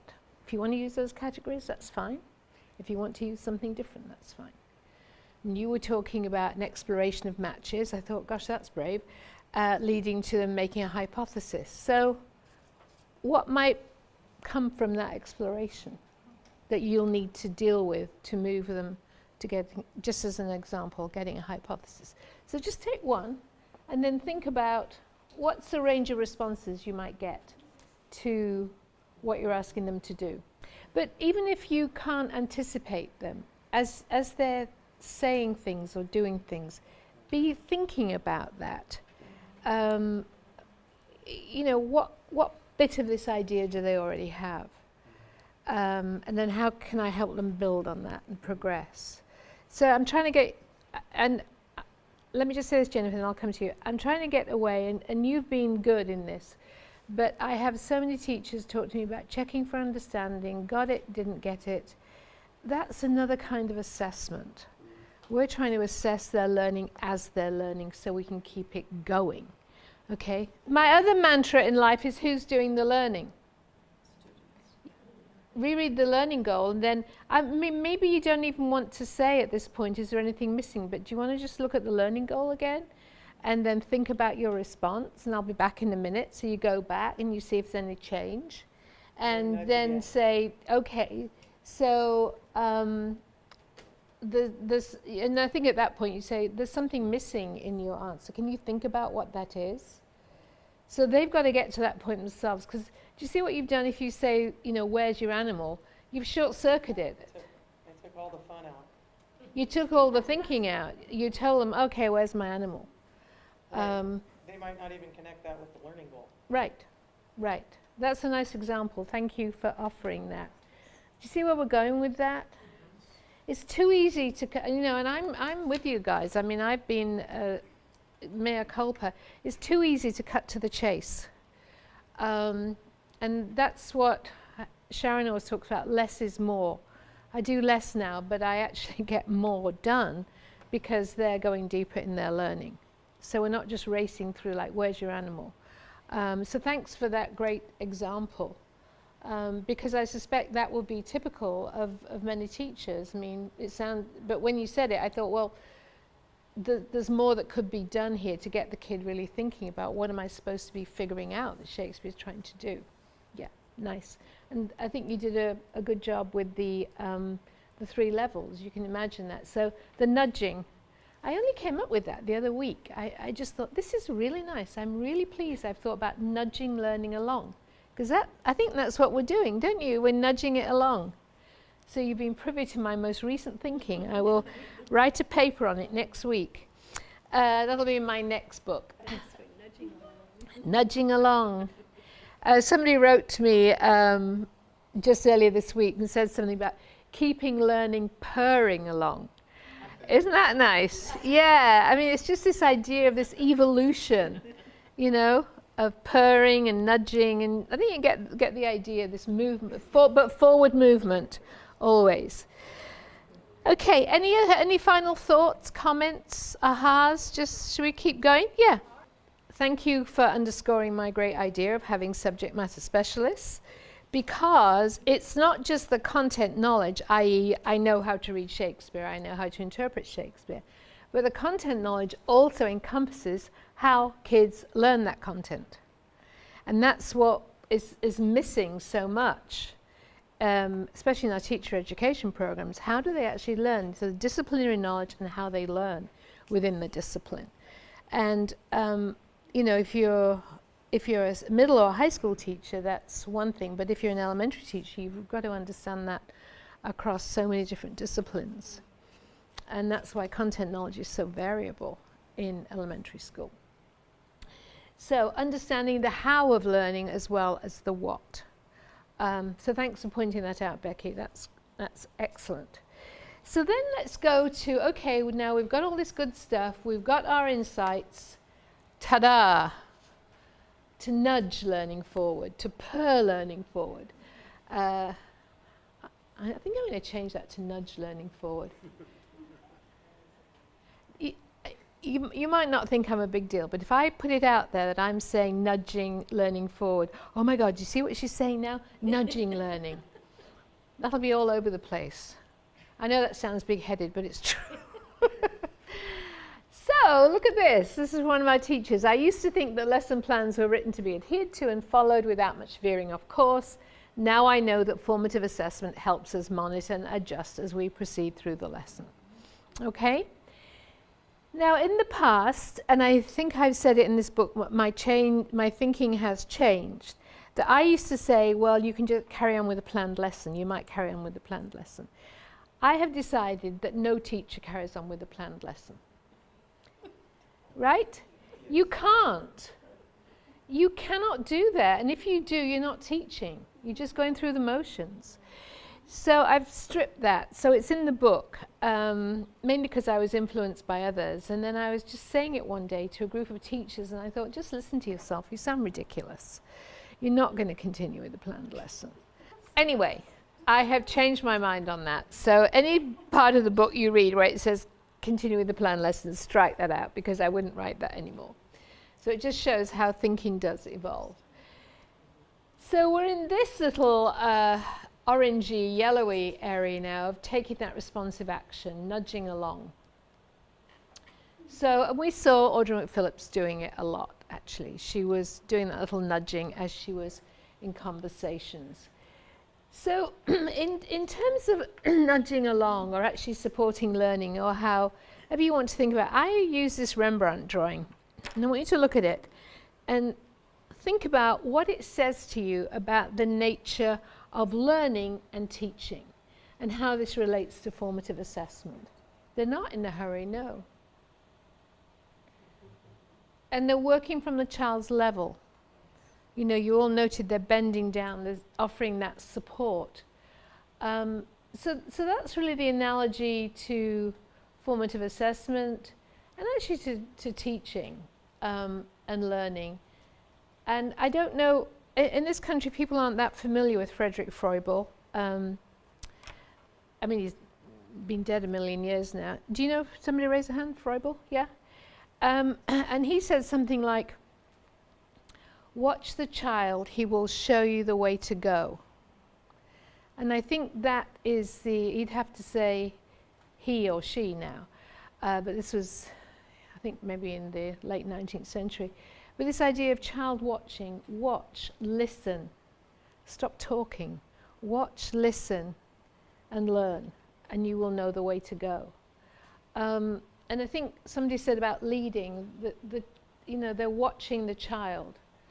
And that's really what we're about, honing on noticings, what we're seeing, what we're hearing, so that we can keep that child moving forward. Nice observations, folks. I love that. I think that's beautiful. Deep learning takes time. Absolutely. It takes time. It takes practice. And we don't need to be in a hurry. And what happens if we are in a hurry racing through? Because I am totally over content coverage.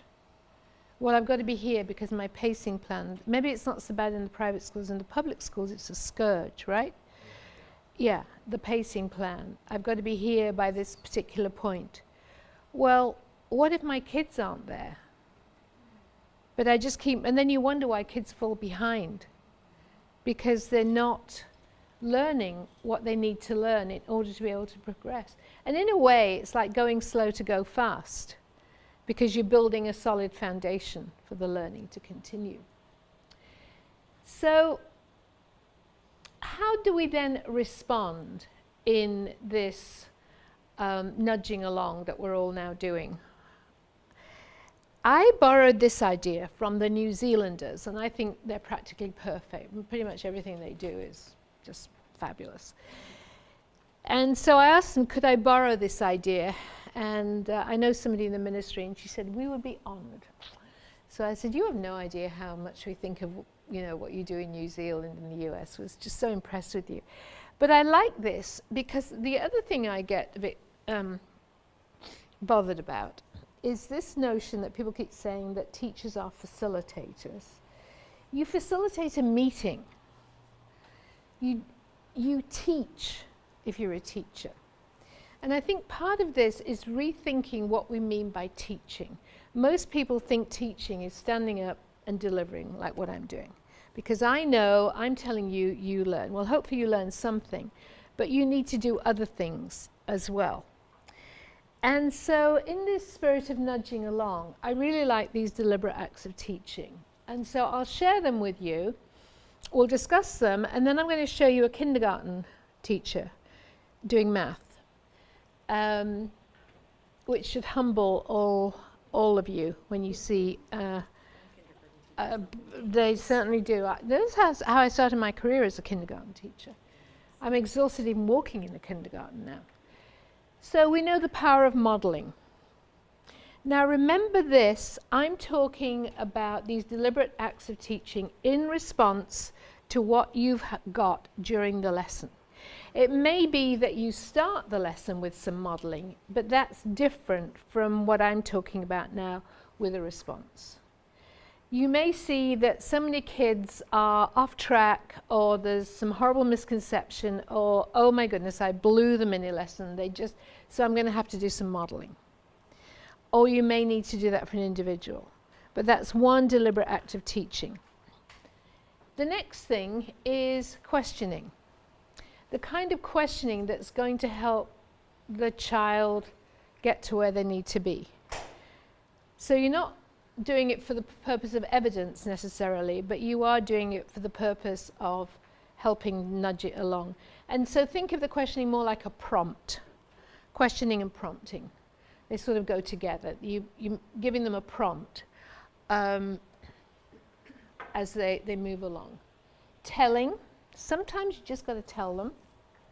But that should be the thing that you use less often, because you need to be engaging their thinking, but telling, how the New Zealanders talk about is keeping the momentum of learning going. And I'll show you some examples. Explaining. Kids need to have things explained to them.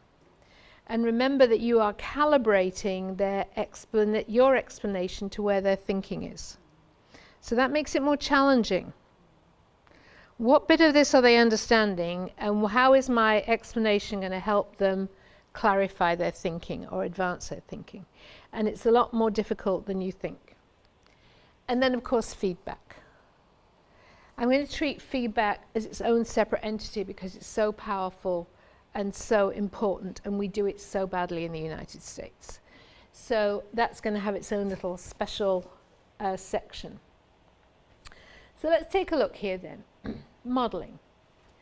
So this example, in a second grade class, students are learning how cloud types can predict weather. The teacher asks the students to write predictions based on their observations. As they do this, he notices that some of their predictions do not make sense and that they lack causal reasoning. So how might he model for this?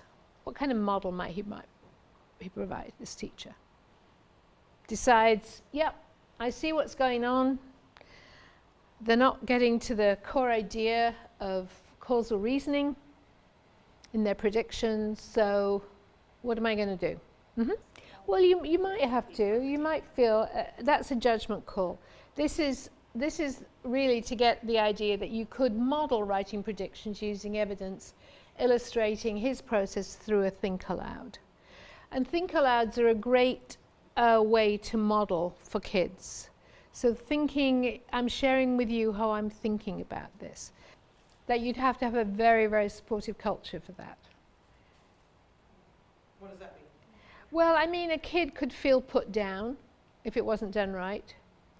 You know, that the teachers take mine because it's, I'm just playing out this scenario in a non-support, because it's wrong and the teacher's correcting me in public and I feel horrible.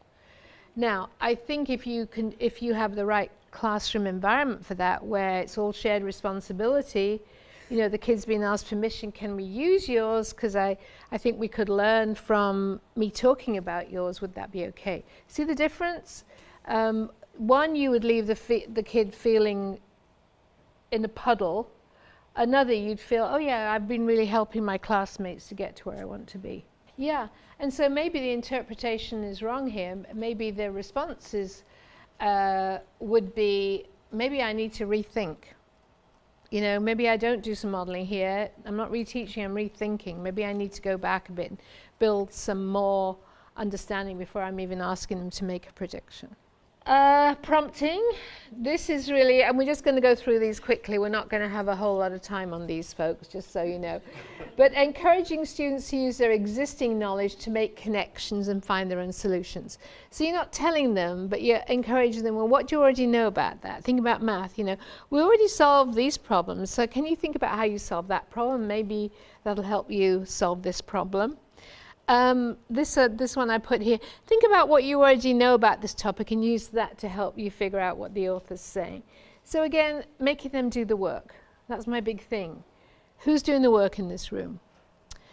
The questioning, centered on student thinking. That's the big one. Adequate wait time. Do you know how, roughly? 3 minutes. To wait? Yep. That's how you wait? I was going to ask you how long teachers wait for a response. 3 minutes. Seconds. They don't wait 3 minutes. Yeah, you know, the point being, let's not get into the weeds here, but the point being that if it's a question worth asking and having them think about, it's worth giving them some time to think about it. And I think I mentioned to you last time, so many of the questions of these IRE, initiation, response, evaluation. So the whole idea of questioning here is to help them think, to advance from where they are. So it might be a prompt more than a question. So this is from, you know, I should have remembered the math lesson I took it from. But this is the question, so what are the dimensions of the biggest rectangle? And then when does this occur? So that kind of thinking to, this is where the kids got a bit stuck. So you've given them a little bit of a prompt, and then the question is, so now think about this, and when does this occur? So you see how that question's helping? Well, if you have a no hands up policy, which I'm highly recommending, that kids don't raise their hands, you know, there's some people use these sticks, pull it out. I learnt several apps. There's one, Decider. Do you know that one? Yes.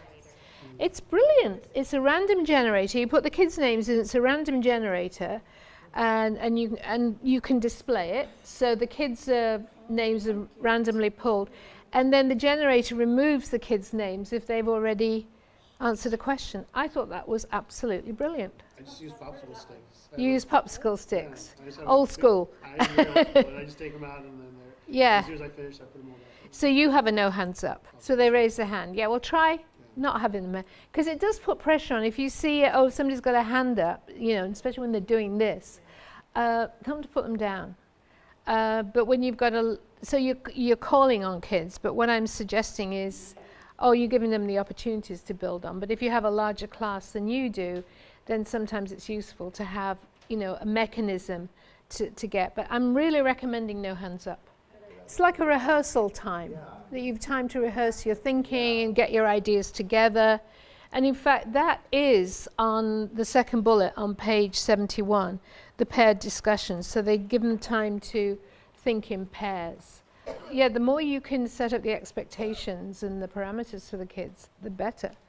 So questioning as in terms of a prompt to move them along, and telling, and of course this is used judiciously, but they,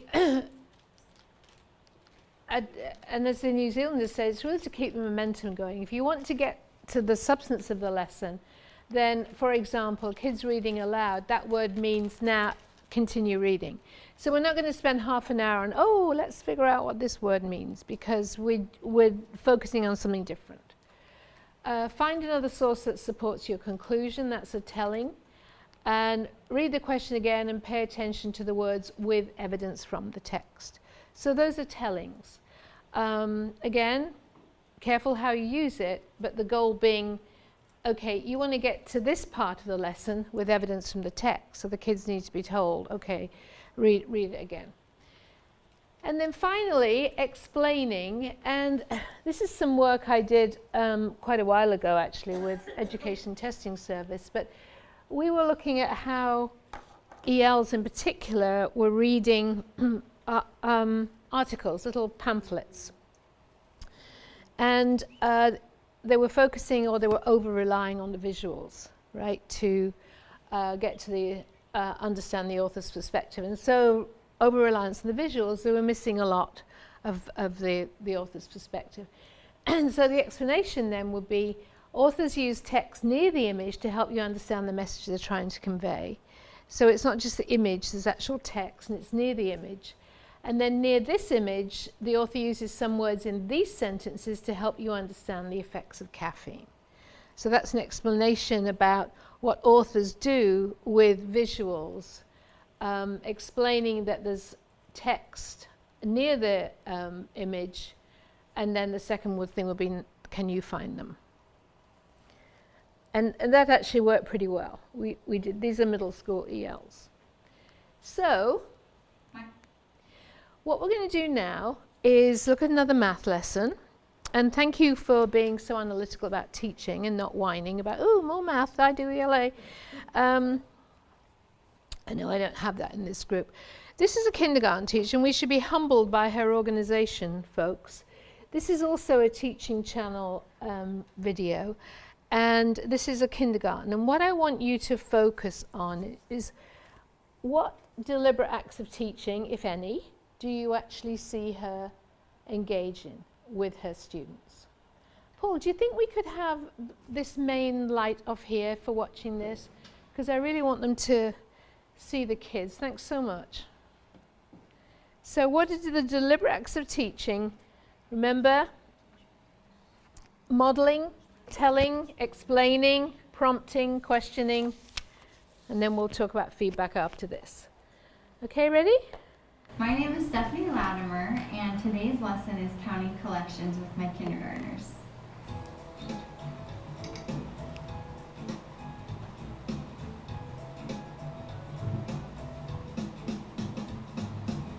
They are given a collection and some organizational tools, and they're asked to count whatever is in the collection. And then they are asked to record how they counted and what they counted, right level for your kids. We had collections from 150 up to beyond 300.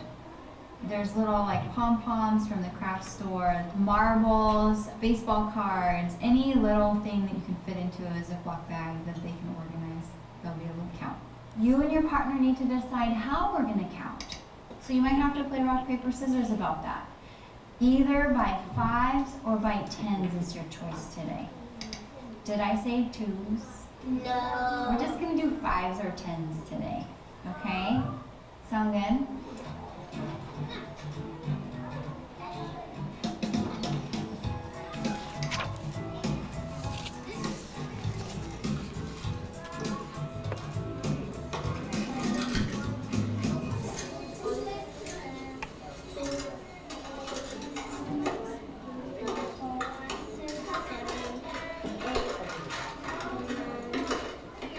So did you agree on what you're going to count by? Yeah. What did you decide? 10s. You're going to count by 10s?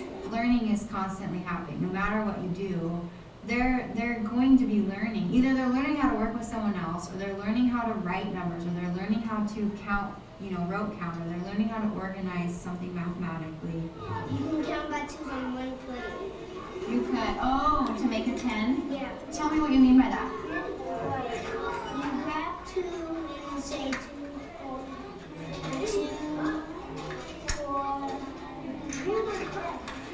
You have to say 2, 4, 6, 8, 10. So you could count by 2s, but make groups of 10. Do you feel comfortable sharing that with the class? So Caleb had a really good idea because, is it because you like counting by twos, maybe? Okay. He was saying how you could still count by twos, but make a group of 10. So do you want to show everyone what you mean by that? 2, 4. We're surrounded. 10. Yeah. So you see how he counted by twos to make a group of 10? So you could try that if you want to, too, with your group. Go ahead and keep counting. Thanks, Caleb. That's a good idea.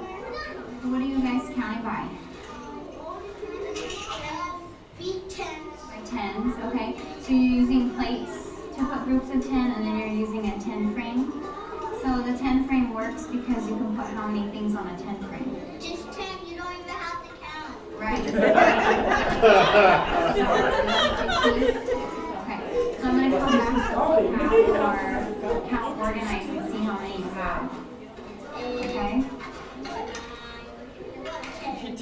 My expectations are that once they have their count organized and they have recorded their count, then they raise their hand and I come over and we talk about what they did. So you did what I asked you to try. You put the tens, you told me how many tens, and then you counted up at the bottom. So if you were going to write down right here how many were there, what would you write?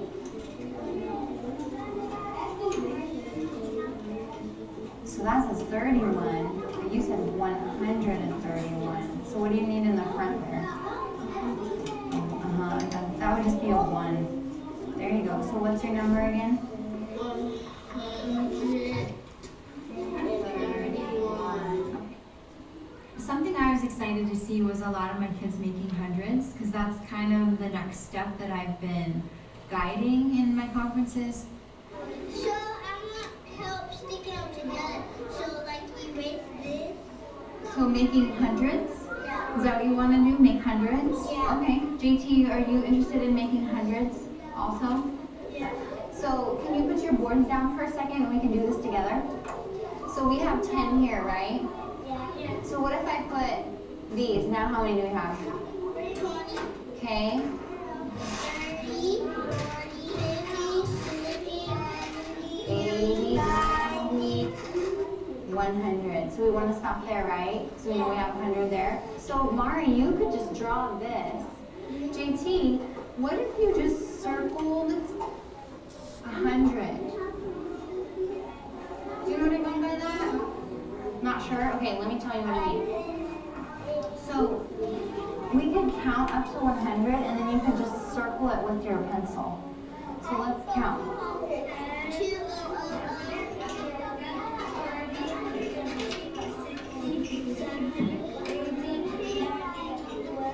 100. So we could just stop here and you could just circle. Can I show you what I mean? Is that okay? So you could just circle this and write what? How many did we just count? 100. You just write 100 like that. You guys, that's amazing. Look, you recorded the same thing, but you recorded it very differently. So can you count for me?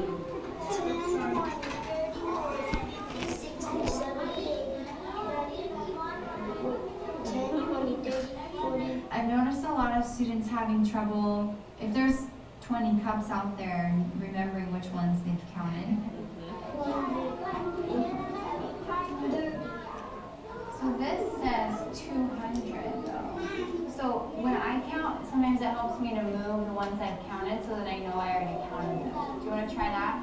Why don't you try that and see if that helps you get to what you recorded? 10, 20, 30, 40.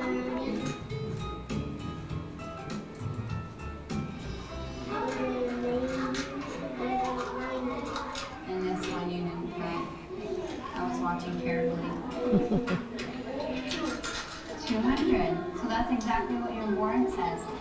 Another issue that sometimes comes up in recording is writing bigger numbers. Did you have some questions? What are your questions? How much to make 120? How much to make 120? I'm not sure what you're asking me. Are you thinking, what does 120 look like? Oh, so where can we find that in our classroom? The calendar? Not on the calendar. The calendar doesn't go to 120, but we do have another resource. You know what it is?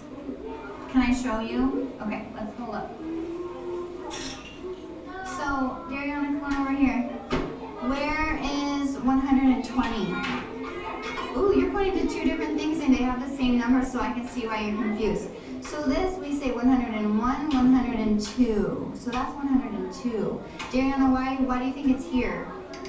Because they want these stories where you have 1, 2, 0. Right, so we know that this is what?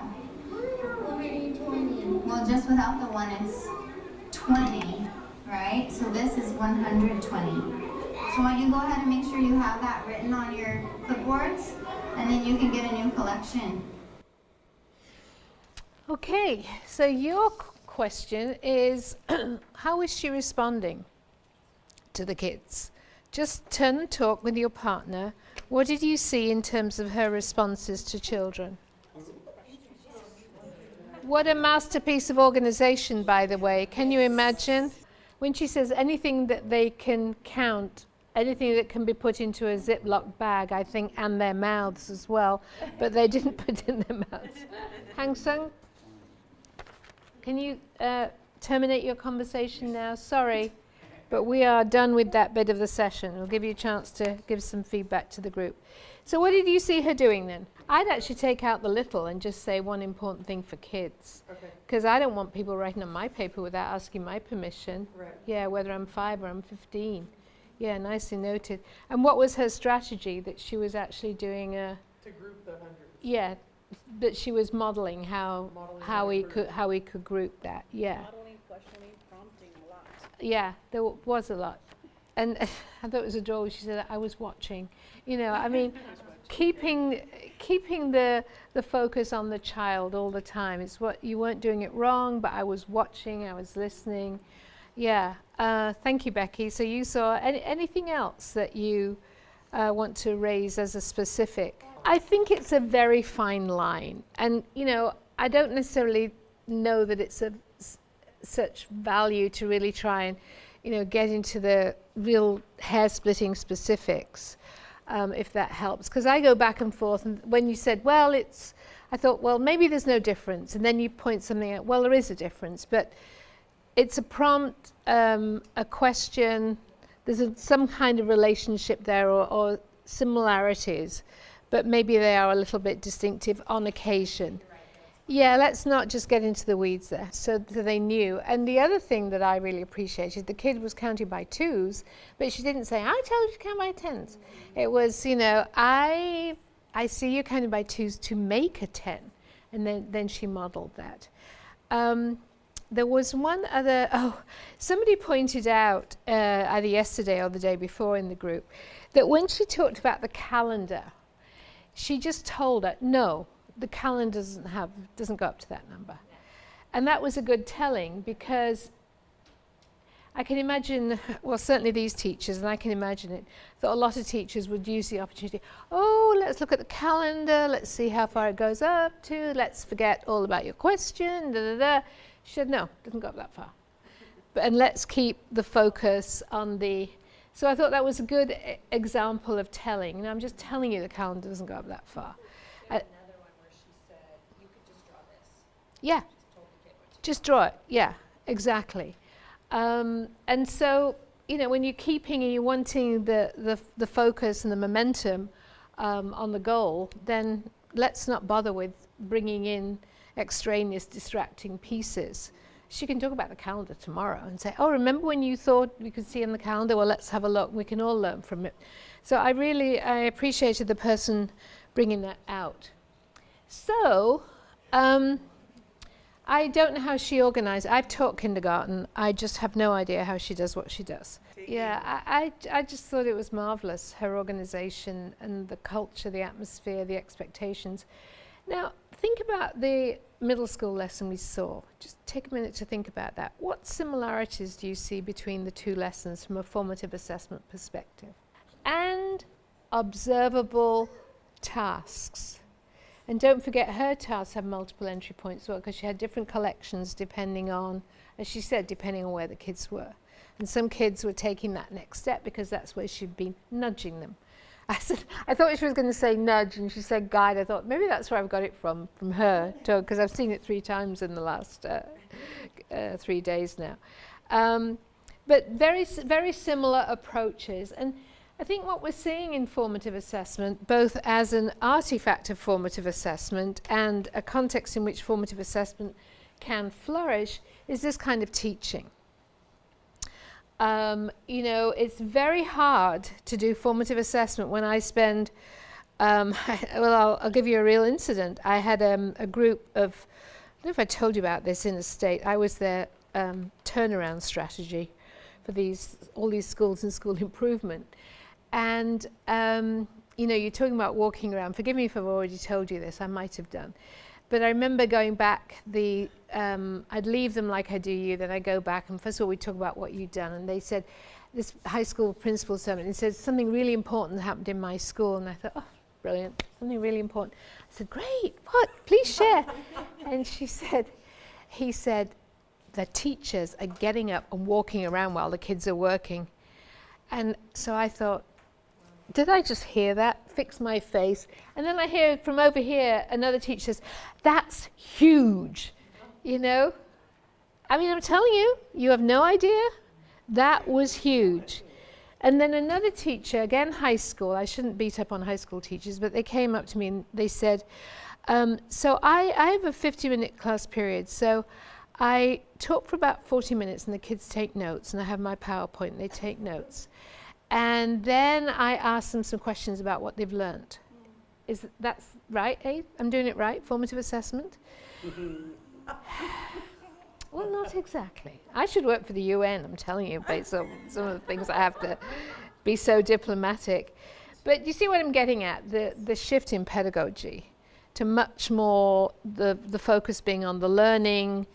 The teaching is still there, but that's not the centerpiece of the classroom. That's just why I have up there learner and learning centered, because that's what it's about. So, you know, as we're trying to move to higher standards, more rigorous standards, deeper learning, and also some of these, which we're going to talk about a lot next time, in terms of some of these other competencies that kids need for college and career readiness.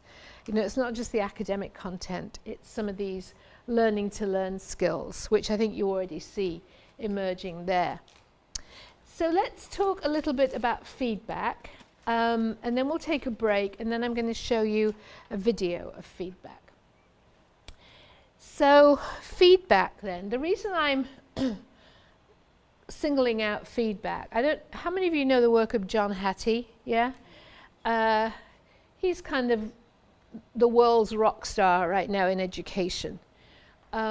He's a New Zealander and now works in Australia, and he does all these meta-analyses. I mean, I don't even know how to describe what he does, but he looks at the influences on education, and then he calculates the effect sizes from the research. And look at where feedback is, 0.73, which is really big effect size. I think it's in the top 3 or the top 4 of effect sizes, of influences rather, on learning. And yet, we do it so badly. What John Hattie says is anything above 0.4 is worth paying attention to. Anything below 0.4, you really need to think a bit more about it. Now, if we look at what parents like, frequent testing, homework, class size and ability grouping, right? Maybe your parents don't, but so many parents like that. Look at the effect size of ability grouping. So this is why I think people, there's a big literature on feedback. Not all feedback is effective. And I'm going to synthesize it for you. There's more on it in the book if you want to go and take a look at that, more of the research. But the idea being that feedback is such a powerful influence on learning. And we need to do a better job than we do, folks. So I think feedback's always been on the map, but I think John Hattie's work has really propelled it forward. So feedback then. what are the characteristics of effective feedback? First of all, ta-da, it's related to goals and criteria. Why?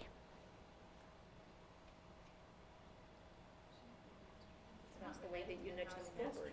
Yeah, if this is where I'm headed, this is my target, then the feedback you're giving me needs to help me reach that target, okay? Not to take me off in some other direction, it helps me reach that target. You're not giving correct answers and solutions. That's not feedback.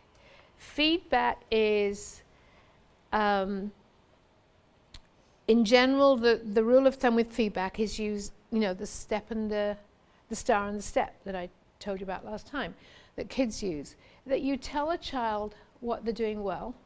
This is where I see you moving forward. And here's a suggestion of something you can do to figure out how to get to the further along to meet that goal. The point is you put it back to the student. So you're not telling them the answer, because again, my mantra, if you tell them the answer, who's doing the learning?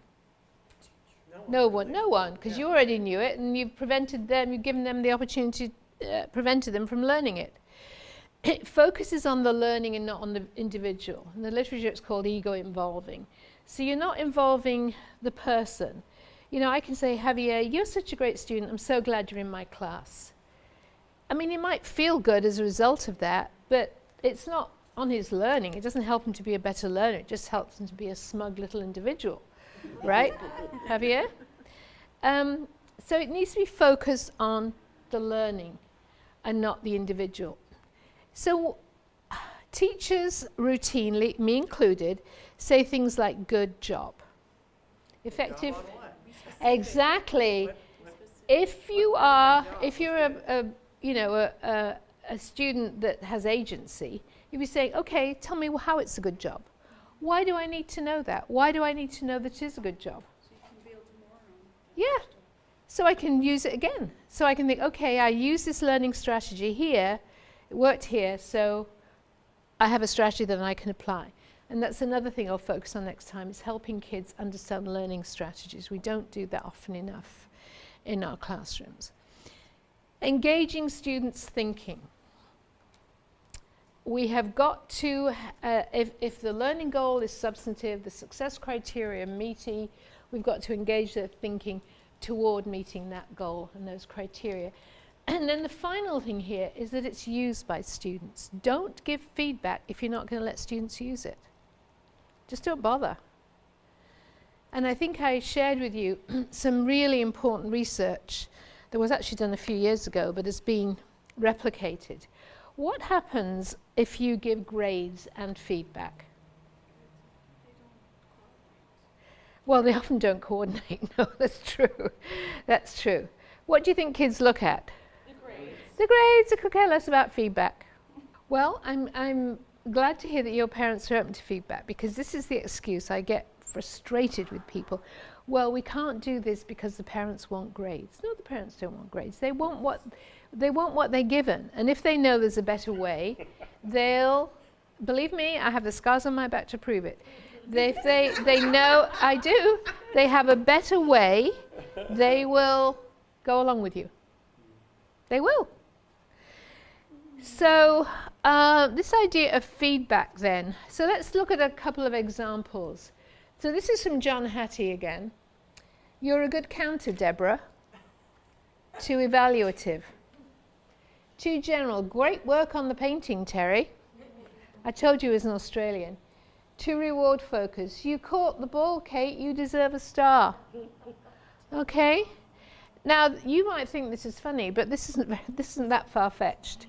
You hear it all the time. Evaluative, too general, too reward focused. It doesn't meet any of the criteria that I just discussed. So let's look at this science lesson. In this science lesson, this is the setup. Teacher, we're going to continue learning about ecosystems. Based on your observations of the terrarium, you'll be making predictions about how the organisms interact in this ecosystem. So it's how the organisms are interacting in the ecosystem. Your success criteria are that you'll make a prediction and then justify it. You'll need to be sure that your justification is linked to your prediction.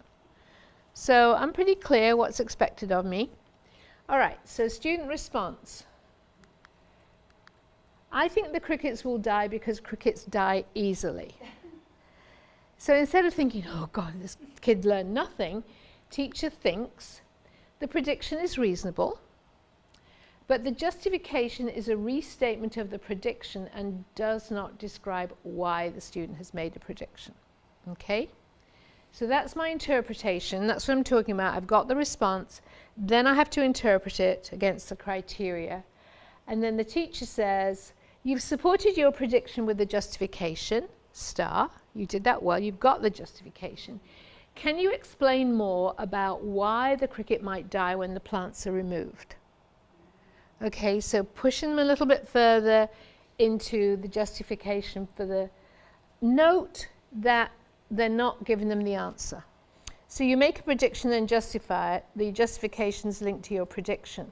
Well, the response was, see, this is the thing with this group. Every other group goes, oh yeah. This group is so blooming difficult. And the kid says, this is the prediction. I think the crickets will die in this ecosystem because crickets die easily. Okay, and the teacher thinks, okay, the prediction is reasonable, but the justification is a restatement. It doesn't describe why the students made that prediction. Maybe if you get the student that information, he wouldn't have been able to come up with it. Don't worry about it. That's where the kid is in the thinking about making predictions, okay, and is not able to justify the prediction. And so what he's saying is, or she's saying is, explain more about why the cricket might die and giving them a clue when the plants are removed. So what might happen? Can you explain it more? Okay, so justify your prediction. They still have to infer the connection. Yeah, To justify their yeah, right. Now you may have chosen to give, and Jeannie makes a really good point. You know your kids.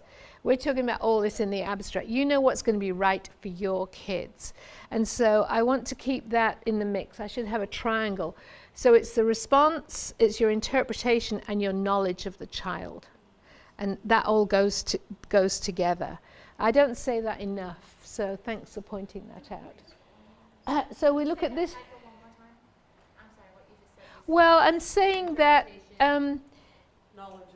of your students, you know, you'll know something about the students' previous understanding, something about their previous thinking. You know something about the student as a person and what helps them, what supports them. So it's you factor all of this in. You know, you understand your students' experiences, so you can tie it back to their personal experiences. So it's all about knowing the students as much as just seeing the response in isolation like we're doing. I mean, you say, well, okay, I wouldn't have given that feedback. Well, that's fine, but it still meets the criteria of feedback. But you may want to give different feedback because you think that your feedback will be better. But I think the point, well, you might, but I think we're getting what we're saying here, which is Jeannie's point she raised, you know your kids and what's going to work better for them. But you're not giving them the answer. The point is to engage their thinking. So look at this one now. I think all of the living things in the terrarium will die because the cricket eat the live plants and the snails eat the die plants. Over time, there'll be no more food. Well, this is what the teacher actually, and this is actual teaching. So, nice work. What type of relationship do the snail and the cricket have with the plants?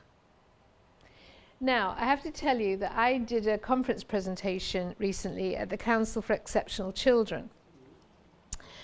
And there was somebody who was quite high up in the food chain, got so bent out of shape that this teacher said, nice work. How can she say nice work when there's a grammatical error? She just couldn't stand it. And I just said, you know, nearly got to the point of saying, just get over yourself, will you? The point is we're focusing on scientific thinking. You can think about grammar another time, but we don't want to derail kids by giving them a grammar lesson. It's like the calendar. We're not going to derail them by giving them a grammar lesson or or a lesson on the calendar when we're focused on something else. So here's another one from Kula and Raming. This is a math one. I agree with the pattern you've identified in the table. Okay. Star. How could you prove that the rule you wrote works for all the values in the table? So that's, again, how could you prove it? Pushing the thinking forward. I didn't put the goal here, and what I like is you keep asking me to go back to the goal. And then this one, oh, now this is for you middle and high school people. I have 2 suggestions, really to give as much oral feedback as you can. But Jennifer, as you're grading the papers, this is what British teachers do a lot. They use what they call comment markers. So instead of writing a whole load of feedback on the paper, they will do something like, I've marked places where you've used effective transitions. So, okay, you've got a clear thesis statement, and your paper provides a series of claims and examples. Check. You could improve it by the use of transitions. So I've marked where you've used transitions effectively, and also marked where transitions could be improved. Now, look at one and see if you can improve the ones that need improving. So that's a way of not having to write a whole load of feedback. I've seen other teachers do it where, thinking of math in particular, the Shell Center lessons. I don't know how many of you have seen those Shell Center formative assessment lessons, but they're fantastic. You agree, Dave? They're just the best. Middle and high school, and I actually use them with people who are not math people, just to look at the structure of the lesson and the formative assessment opportunities within it. But what they do, and again, this might be something you want to try with your essays, they'll look through kids' work quickly, they'll identify the issues that have come up, and they'll put some kind of symbol on the paper or several symbols. Kids come in to the class the next day. On the overhead here, they've got this table with the symbols and the feedback for each of the symbols. So it's a way of saying, okay, if you've got a theta on your paper, you look at this. This is your feedback. So it can go really, really quickly. You might want to think about that for yours, to give feedback to your students. Yes, that's nice. And the next bit, to come to me. If you can't figure it out, I'm identifying. I mean, that's a form of feedback. I know I'm going to show you some video from her class next time, an AP English teacher, and she has the kids, they have to ask her for feedback. They have to decide what they want feedback on. Yeah. They have to, if they're having feedback from a peer, they have to ask the peer, I would like feedback on. And same with the teacher, I would like feedback on. And I'll tell you the story next time, but her kids just, I mean, she talks about the level and the quality of their work and how, and their scores on the AP. She aced the entire district because she shifted it around. You know, this is high school. This is 11th, 12th grade kids. You should know what you want feedback on. You're the learner. You're in charge. And so, but I think that's where you could potentially be heading. That's kind of a nice step. Okay, yeah. You've got this now. You come and talk to me. You come and get some feedback if you can't figure it out for yourself. So that's a nice, how old are your kids again? 11th, 12th grade. Yeah, so that's perfect, because they should be at that point. They should be able to do that. Right, and that's what this teacher found, that they're all at different places, they're focusing on different things within the confines of the AP coursework. But, you know, she makes them do that. But the point about feedback being you engage their thinking, which you are doing, even though that's sort of not the oral feedback, but you're giving them feedback. Okay, here's some errors still. You fix them, and then if you can't fix them, come talk to me about them. Okay? So, again, the point being that you put the responsibility on the learner. It's the learner needs to do the learning. You don't need to give them a solution, but you need to give them a suggestion or a hint. I'm assigning this for homework because you've talked too much. We don't have time to do it. So but we'll pick this up next time because we're actually going to go into feedback though from the student perspective.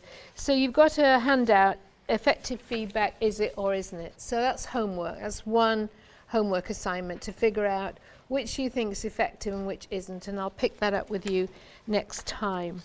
But now I'm going to show you a video. This is ELA, so people in the arts areas can breathe a sigh of relief. But before we do, let's just be clear that grades don't meet any of the criteria of effective feedback. They're an evaluative judgment. Can we just recognize that, please? And it's not part of the process of formative assessment. Grading has another purpose. And because this is such a grade-obsessed society, I feel I need to tell you what you already know. Okay, so this is, remember I told you about the school on Skid Row in LA? This is actually way before the Common Core, but this teacher had been to Teachers College and done some work with Lucy Colkins around, you mentioned the Heinemann, that Lucy's stuff, the constructing arguments, claims, and evidence. So they'd been working on this, and I want you to note the interaction that happens between the teacher and the student and think about the criteria of feedback that I shared with you, and what do you notice about this teacher's feedback to this child. And particularly notice what the child opens with, what she asks. This is 5th grade. The school's just off Skid Row, very impacted population, very impacted. And you go in that school and it's just a haven, absolute haven. In fact, the school really should have your school's title. Yeah, because that's how it feels when you're in it. Even though, you know, there's guards with guns and there's barbed wire everywhere and big spiky things, and you go inside and it's just like your school's title. I can't remember what it is, but I know it's gorgeous, gorgeous. You ready? Paul, would you mind with the lights again? Sorry to keep having you jump up and down, but it really does help when we can... Yeah. Oh, thank you both. Ready? So the question is, what do you notice? Angie, what are you working on? Working on the judge, I want to make you clear sentences and I want to get feedback. Okay, so do we have our success criteria here, our checklist? What are you looking at right now? What are you focusing on? Are you focusing on punctuation? Are you focusing on grammar? Clarity. So you're asking yourself if this is going to make sense to somebody who has no idea. So what do you think so far? I don't know if because I started with 2 questions and then I ended with a period and then I started with another question. I see. So let's read it and see how that makes sense. It says, the world has been taken by trash. What are you willing to do to save our earth? Okay, so let's go back to your original concern. So you're concerned about having 2 questions at the beginning. Well, the question that you have here at the beginning, I wonder why people don't pick the trash out. Well, you're following that up with what? What is this? People may argue that. What is that? That's a counter. That's a counter argument. So this question, I wonder why people don't pick up trash, It's connected to my counter argument. It's connected to your counter argument. So it makes sense. Okay, so what's the other question that you feel maybe? I was gonna put right here, after about 33 billion people don't care about the earth, I was gonna put, I wonder why they don't care, and then I was gonna put this one. Oh, I see. And I wanted to know if that was okay to put 2 questions, a question period, another question. Well, I think that I wonder why they don't care, and I wonder why people don't pick up trash. It's connected. It's connected. So is there a way that you think that maybe you can combine those 2 into one so that you don't have 2 questions back to back? Yeah. So can you think about that? Because I wonder why they don't care, and I wonder why people don't pick up trash are connected to each other. So you can definitely think about connecting those 2 so that it's one question, but that has those 2 things, those 2 components that you wanted to make sure that were in there. Okay. Okay, so go ahead and think about how you can do that. So what did you notice about the feedback? First of all, did you hear what the child asked for? I nearly passed out in that room. I thought, could we have every 5th grader in California asking their teacher for feedback, please? I just thought that was stunning. When I want to get your feedback. Hey, that's what I'm here for. Teacher, you're my resource. I know that, and I'm asking you for feedback. So, you know, I was late getting there, of course, for the video. And there are 26 kids in that class, and we'll talk about culture in a moment. So, what did you notice about the feedback? And I've written a couple of papers about that interaction, and it does take a while to figure out what the child's concern is. You know, she centers around that, and then she gets to, okay, this is what the child's concern is. And note, she's not talking about making a compound sentence. She's talking about something more sophisticated. I have to tell you that in one state, not too far from here, I had a whole group of principals I was talking to. I showed that, and one of them said to me, oh, these were all schools in special measures. They were all failing. And one of the principals said to me, well, I just don't know why she didn't show her how to write a compound sentence. And I thought, that's why your school's failing, right there. I didn't say that, of course. I should have. I think on my face she saw that that's what I was thinking, but it's just like, oh, please, get another job. I know. And any other thoughts? Because I have one final point I want to make about that. I think it's already been made, but I want to underscore it. I think you already said it. She didn't tell her how to write it. And this is how you could write the sentence. Now you think about it, and then I'll come back later. Okay? So what's all this telling you about the culture of the classroom again? I mean, it's just amazing to me, that school, because they, you know, these kids, they see parents, families deported, shot, they're homeless, they're hungry. And you go in there, and I've never been in a classroom where the kids aren't all involved. And that's not to say, and I'm going to tell you a story about this, because I think this really speaks to the culture of the school. It wasn't her classroom. It was another classroom I was in, a math lesson I was watching. And I saw this pretty big piece of metal on it, you know, you could obviously manipulate it, under the desk. And if I've already told you the story, stop me. And I looked at this and I thought, oh God, what's that piece of metal doing there? You know, former school principal, health and safety. And so I picked up, and the next minute I hear this little voice beside me saying, put that down. So, excuse me? So it's this little girl, and she's saying, put it down. And I said, oh, okay. So I put it down. And I said, what is it? And she said, you have to leave it there, because that's for Stefan.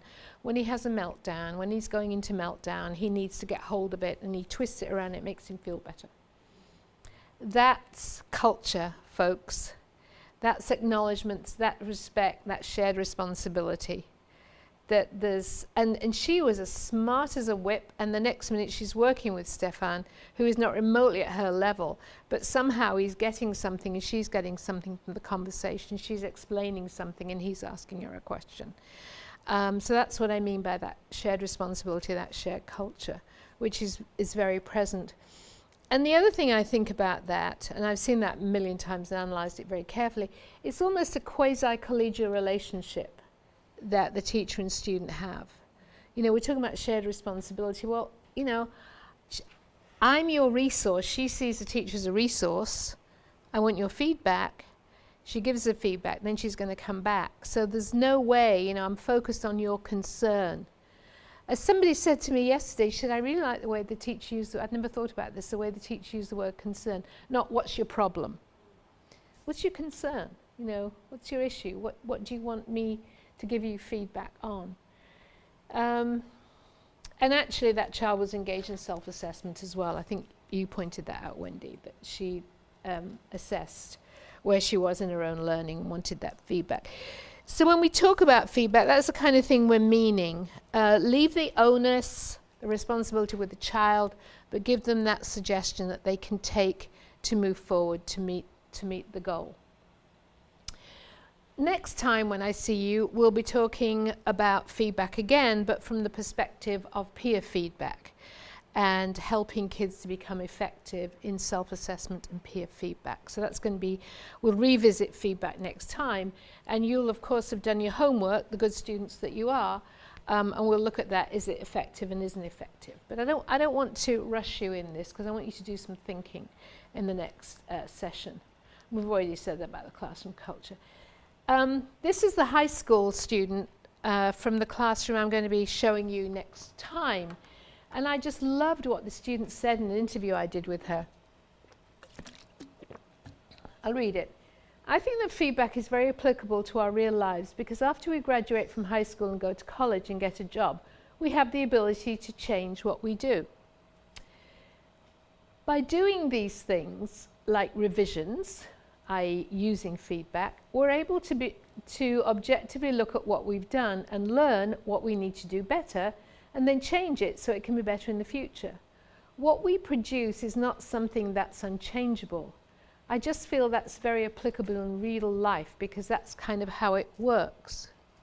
Now, I can see employers scrambling to get a kid like that. I'm able to use feedback, I can make revisions, I know I can improve, I'm on this constant trajectory of improvement. And I thought it was just so fabulous the way she was able to connect that to the real world. And that's a lot of what we'll focus on next time. And then this from a teacher, and he said, I used to think that giving feedback to students at the end of a project or test was sufficient. Now I know that is the feedback I give students during the learning, based on the success criteria, is what matters. Also, I am not the only one providing the feedback. And so we'll get into the feedback, the internal feedback that kids generate through their own self-assessment, and the external feedback, not only from teachers, but we're going to look at it from peers as well. So, I think we've probably talked about this. Just let's remind ourselves how important this is to impacting, obtaining and using evidence. Just give you a chance to think about that for a moment, based on, we've seen 2 more classroom videos since we looked at this morning. Of course, I don't have all the great things that you added to this, but think about it from the point of view of obtaining and using evidence. That was the teacher you saw on Skid Row. She's been recruited to the UCLA Lab School. So that's where she is now. And another story, interestingly, I took a group of people I've been working with in a district in Arizona. They wanted to see the lab school, so I took them to their classes, and then we had a debrief afterwards. And the superintendent said, so if you were going back to Skid Row, your school in Skid Row now, what would you be taking from the lab school to improve the practice? And I thought, well, that's kind of a sort of loaded question. And so they just looked at each other and they said, actually, what we did is we brought all our practices from Skid Row to the UCLA Lab School. Well, you could see that. And it's true. I mean, of course, they've got better at what they do and teachers are learning from them, but they did but it was just so interesting, you know, that here they are in the lab school, and back on Skid Row, but it was the other way around. And that's why I like using that Skid Row, because nobody can say, if you can do it there, you can do it anywhere, seriously. But I don't have that trouble with you guys. You're much more open.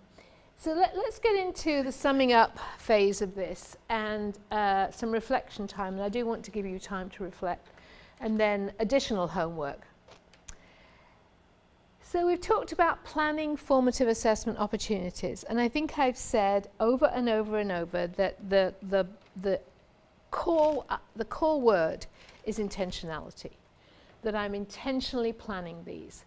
And remember, if you can't see any formative assessment opportunities in your lesson, then what do? Rethink your lesson. Certainly. Yes, you rethink your lesson. Very nice, you rethink it. Interpreting that evidence. So that's why it's really helpful to have a good sense of what it means to learn this from the learning goals and success criteria, but what will an evolution of this look like? And that's, I think, where Dave was going with the smarter balance, but really thinking, and you know it. I just want you to bring it more to mind, because you know it. I'm telling you do, teachers always know it.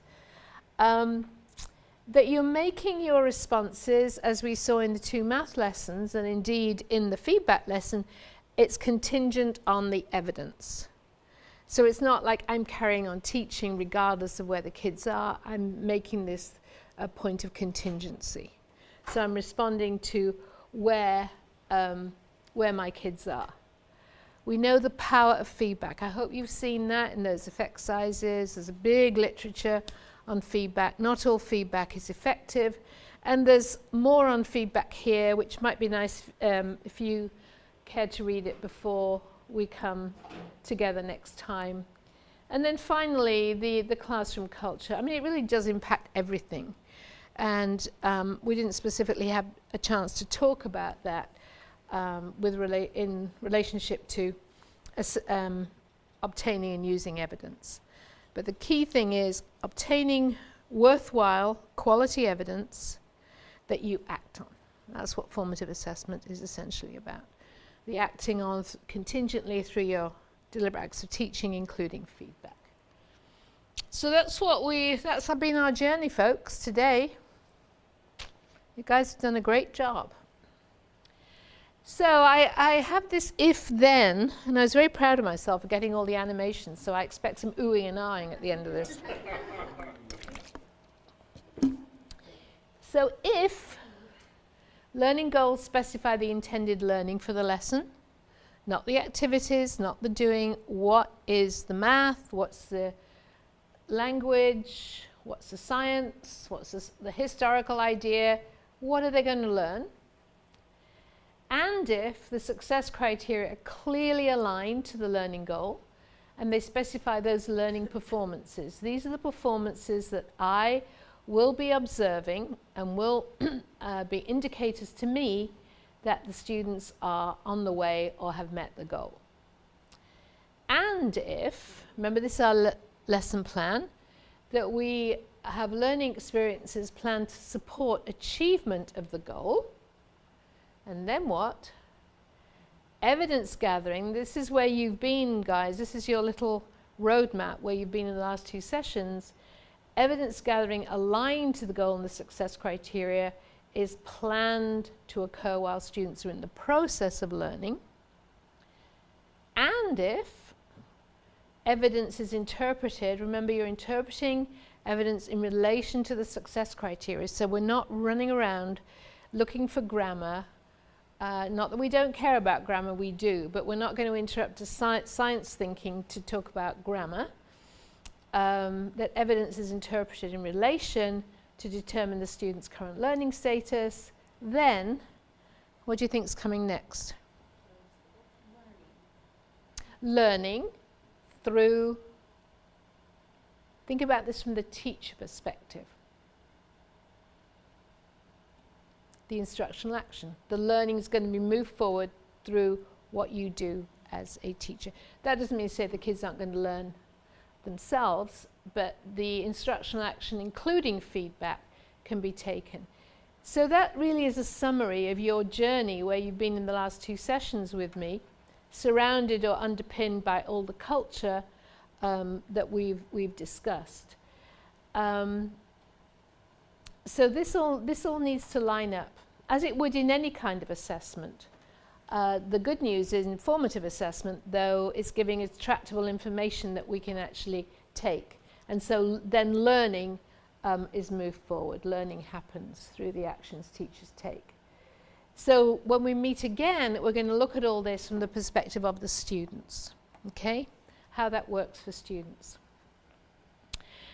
So I wanted to share this with you. This is from a scholar called Susan Brookhart, who writes a lot about classroom assessment and formative assessment. And she knows I'm using this slide.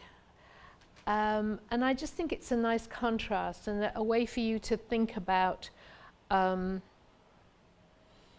your own practice. And notice here she's got John Hattie, and then these two, Hattie and Timperley, they wrote a very, very powerful paper in 2007 called The Power of Feedback. And so a lot of this is to do the success of formative assessment because of the power of feedback. So if you look at teachers who are expert in formative assessment, they collect evidence of student thinking. So they're looking for those qualitative insights, the quality of thinking. They're going to interpret students' responses in terms of what the students are thinking. That's been our mantra all the way along, right? What are they thinking? How are they thinking? How can we nudge it forward? And I now include, Sue hasn't included them together here, but I include them together as instruction. What feedback or immediate next step in instruction will move learning forward? So that's where the expertise. Now, contrast that with the green, not expert in formative assessment, collecting evidence of student performance, the quantity. And that leads you to evaluating the correctness of the response. Now, at the end of the day, in some disciplines, there is correct and incorrect. However, because our focus is on deeper learning, critical thinking, creative thinking, the analytical practices of the domain, we're not going to get directly into, and as Dave pointed out from Audra McPhillips' lesson, they did a lot of exploration to begin with to build that conceptual understanding. So we're not evaluating the correctness of responses. And look what Sue's put as a third bullet, my favorite. So, what kind of teaching, what would a classroom look like where this was the prevailing approach, the prevailing methodology? And this is where we're trying to be in, and formative assessment is a great vehicle to help teachers to get. So it's a sort of reciprocal effect of, you get your teaching so that it's more like what we've seen in the videos I've been showing you, and formative assessment sits better, but formative assessment also helps you to change the way you approach teaching and learning in the classroom, because that's the nature of the game. So I'm just going to give you a moment. We're not sharing out, but just think about where you are. Are you somewhere, are you more over this side? Are you more over this side? Are you somewhere in between? Where do you think you are? So here's your reflection moment. And this is we'll go over the success criteria, so you know the drill. This is your reflection time, and then I'm going to give you a slightly longer reflection. But this is what we started with. So think about where you are, and if you need to revisit the book, think a bit more deeply, or you think, yeah, I can do this now, I've learnt this. Explain the purpose of collecting evidence in formative assessment. Describe how formative assessment opportunities can be embedded in a lesson. Plan evidence gathering aligned to learning goals and success criteria, and explain the characteristics of effective feedback. So that's just for you to think about. Have you met your criteria? And then the final thing I'm going to ask you to do is a 3-2-1. And I really want you to spend, I've built in the time for you to do this, because I think it's important. 3 things you learned today, and this is individually. I mean, if you want to talk it through with your partner, that's fine, but it's about you. What did you learn today? And please don't say you didn't learn anything, because I'll be very upset. 2 things you'll use in your work, and 1 thing you'll share with others. And I'm going to ask you to share out the 1 thing you're going to share with others. Okay? So I'll give you about 5 minutes to do that, and then we'll have a share out, then you're on the road. I think that's really key. What are the substantive subject matter questions that you are going to be asking? I mean, there's your generic set, tell me more, can you add to that, what are you thinking? But there's going to be some questions that are subject matter specific, and from their peers. Yeah. And that's one of the things I worry about, this personalized learning movement, when it's taken the wrong way, where, okay, personalized learning equals kids sitting at a computer going through their own pace and there's no interaction. I mean, that's not what real personalized learning is, but good, I'm glad it's caused you to reflect that. Yeah. One thing I'm going to share with you at the end of the session next time is an observation protocol that peers can use for exactly that purpose. And I'll talk a little bit about that. So that'll be my gift to you. It'll be on Paul will have to send it, but it is a pretty useful protocol for you to find yourself and then think about, well, what's my next step, either on your own or with a peer. So interesting things that across the board that you all take away. So I wouldn't be me if I didn't give you some homework. The thing is, though, I'm giving you this, but really, I do want to stress that I know you're all doing a lot of this, and you're really building on what you're already doing and finding ways to enhance what you're doing. And so I don't really mind what you try, provided you try something.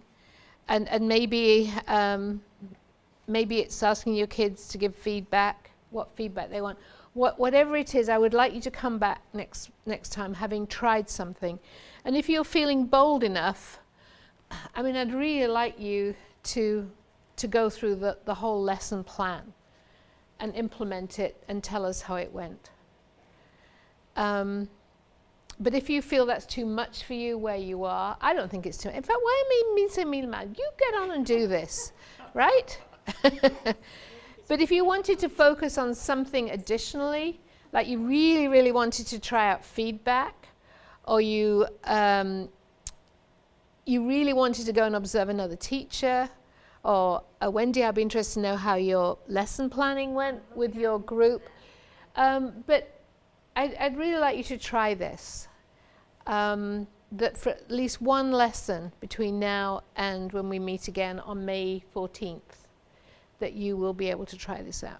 And we'll be building on this, because I'm really going to hopefully get our subject matter people to pull some questions and maybe some feedback related to some of the core ideas in the disciplines. So you hear it from the real experts in terms of and pointing out, folks, if you would, what's the disciplinary value of this to learning, so that we don't end up generic. It's the discipline-specific questions that I really like. And I don't mind what area you choose. Maybe we could have one elementary, one high school, so secondary school, so we get that feel. And also, if you haven't listened to the other webinars, you can skip me, but you should listen to these guys because they're really good. And get Becky's standards matrix. That's so helpful. So you have been a great group. You have worn me out, but that's good. I really enjoyed working with you. Thank you so much, all of you. And good luck. I look forward to seeing you next time. Yeah.